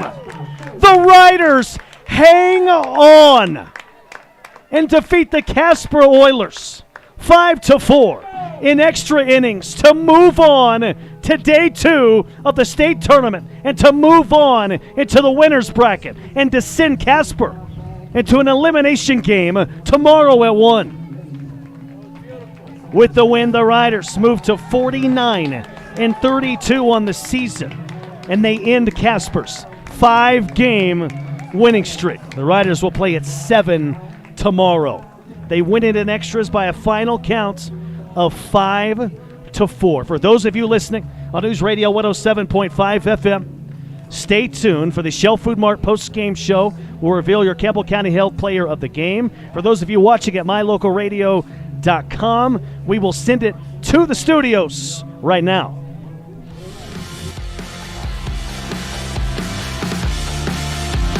The best cement comes from Ellingford Brothers in Evanston. They've been mixing cement for every type of job for generations. Major construction, road and bridge, cement blocks, foundations, sidewalks, curb and gutter, cement steps, septic tanks, and water troughs. No job is too large or too small. Make sure you get the best quality cement available at the best prices. Always get your cement from Ellingford Brothers. Call today. Ellingford Brothers, we know cement. 307-789-1515.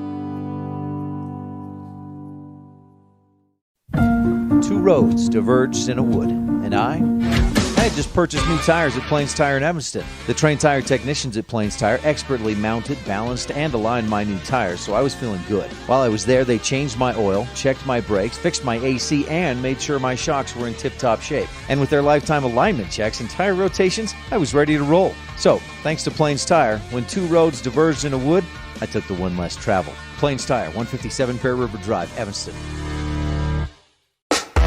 Signage is a critical part of your business. It helps customers find your front door. Rocky Mountain Sign will provide you with expertly designed signs, LEDs, channel letters, as well as skillfully cut signage using wood, metal, plastic, and other mediums to help your customers find you with high-quality signage. Using the best technology, designs, and installation by Rocky Mountain Sign. Your signage says a lot about your business. Work with the professionals at Rocky Mountain Sign, 243 7th Street in Evanston, Wyoming.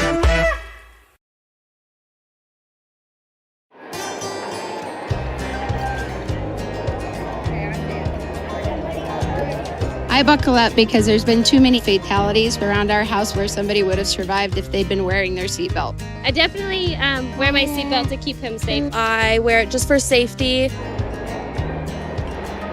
I buckle up because my mom makes me. I buckle up to set a good example for my kids and to make sure they stay safe. Getting home safe to my family. I buckle up because it keeps me safe. Go Pups, buckle up! Buckle up for life, Wyoming.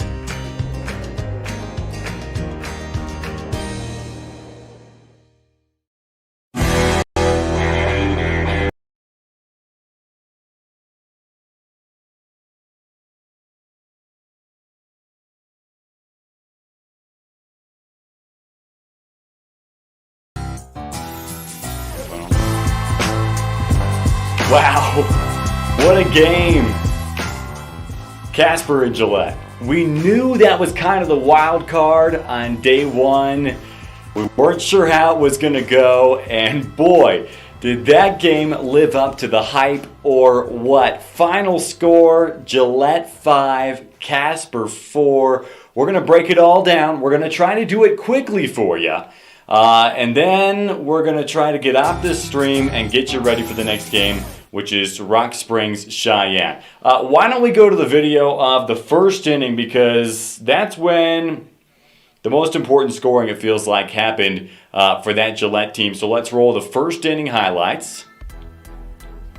Gillette and Casper. 1 seed from the West, the 4 seed from the East. We knew they were a better 4 seed than that number really stood for. There's Richardson with the ground out, run comes in to score. And then this guy who, man, we heard his name called a lot, Jason Fink, goes up the middle, and there's an RBI single. So Gillette up 2-0. Let's fast forward now to inning number 2, and we're going to take a look at what Casper did to respond. It only took him an inning. Bottom of the second, Taggart and Armstrong would end up with the 2 balls in play. Taggart with the RBI single. And then check out this play for Armstrong. At the plate, he's going to try to lay down a bunt, and he's just not quite able to get it exactly where he wanted it to. But hey, it works out anyway as Casper ties things up 2-2 on that scoreboard. Why don't we fast forward all the way now to the 7th inning. This was a defensive duel. The starters, Caden Race for Gillette, 8 strikeouts in 4 2/3. For Casper, Kyler Lewis with 5 strikeouts in 4 innings. So this is the top of the 7. Oh man, Casper trying to keep this game as close as possible. The double play, a bunt attempt popped in the air. Nipper makes the catch, and he completes the second out of the play as well. Okay, let's go now to the bottom of the 7th. This is Jason Fink on the mound. He's trying to keep this game going as well. How about back-to-back punch-outs to keep the game tied and send us to extra innings? What a performance there by Jason Fink. So it's still 2-2. We've got free baseball on the way. By the way, a great call by Chris Brentel, taking us through that ball game, and what a ball game it was. Let's go to extra innings now. This is in the top of the 8th. We just saw Jason Fink with back-to-back strikeouts. Now he's at the plate. They intentionally walk somebody else. That brings Fink up to bat. And this is what he does to give Gillette the lead. It's an RBI single. Gillette's thinking, hey, we're feeling good here, up 3-2. Why don't we add a few more insurance runs, though? Matt Newland with a 2 RBI double of his own, and Gillette up 5-2 in the top of the 8th. Okay, we go now to the bottom of the 8th. Gillette going to try to protect this lead. We know Casper's good. They're not going to go down without a fight. Mason Drew wanted to do something about that for Gillette. Nice diving catch out in right field. That keeps it a 3-run Gillette lead. But then all of a sudden, here comes Casper, and Braden Barr has a 2 RBI single to make it a 1-run game. So let's bring it back now inside of the Buckle Up for Life Wyoming studios. That was a fantastic game. Again, Jason Fink got him going in the top of the 8th for Gillette. Matt Newland with another couple RBIs. Those ended up being the game-winning runs. Casper made it very, very close. And Gillette finally gets the put out in the bottom of the 8th. Extra innings. And Gillette will advance in the winner's bracket. So why don't we pull that up now on the Buckle Up for Wyoming, Buckle Up for Life Wyoming post-game show. Take a look at how things line up. So Gillette moves on. They play tomorrow night. They'll face the winner of that Jackson-Laramie game. I'm looking forward already to that matchup, no matter who wins. Casper, who knows if that game had gone another inning? Maybe Casper would still be in that winner's bracket. Let's take a look at the loser's bracket. This is where Casper goes now after they drop a close one to Gillette. Casper will await the loser of Jackson-Laramie. They will play tomorrow at 1 p.m. in the loser's bracket. And there's a team that could be scary coming out of the bottom half of that bracket, working their way back up into a championship semifinal. I could see Casper doing that, but what a gutsy win for Gillette and Perleyberg's squad there. Final out of the single A tournament, by the way. So why don't we go to the single A bracket right now? We'll go to just the losers bracket. Wheatland and Torrington. They were having a really close game as well. Let's go to the losers bracket for single A. And going into the 7th inning, they were tied 5-5. Wheatland puts up 5 runs to take a 10-5 victory. Wheatland advances. That's going to do it for Torrington's season. What a season they had as well. They were kind of an underdog, but they did a fantastic job of making some noise and continuing to play here into the 3rd day of the Single A state tournament. But Wheatland, they stay alive with that 10-5 victory as we come back live to the Buckle Up for Life Wyoming studios. We had kind of an abbreviated post-game show here, and the reason for that is the next game is scheduled to start at 4 p.m. We're going to see that Cheyenne-Rock Springs matchup. Already, we've got Sheridan awaiting the winner of that one in the winner's bracket. But we've got that game scheduled for 4 p.m. We'll see if it starts on time. It's going to be a matter of whether or not they can get the field ready for that one. So what we're going to do is we're going to shut this stream down. We're going to step aside. Why don't you go ahead and navigate over to the Cheyenne-Rock Springs stream. We're going to kick things up over there and get you ready for that matchup. We're going to maybe even take a look back, do a little bit more of an in-depth analysis of what was a fantastic game between Gillette and Casper. We'll hear from the Wyoming Seatbelt Coalition as well, and we'll take a look at what's been going on around Wyoming American Legion baseball over the course of the day. So that's what we're going to do. We'll get off the stream here. All you got to do is scroll down a bit, Cheyenne and Rock Springs, click on that one, and in a few moments we'll kick that up and get that going and get you ready for Game 3 of what has already been a fun day of baseball. I'm Colin Holt. We are live in the Buckle Up for Life Wyoming studios, and we'll talk to you in just a few minutes.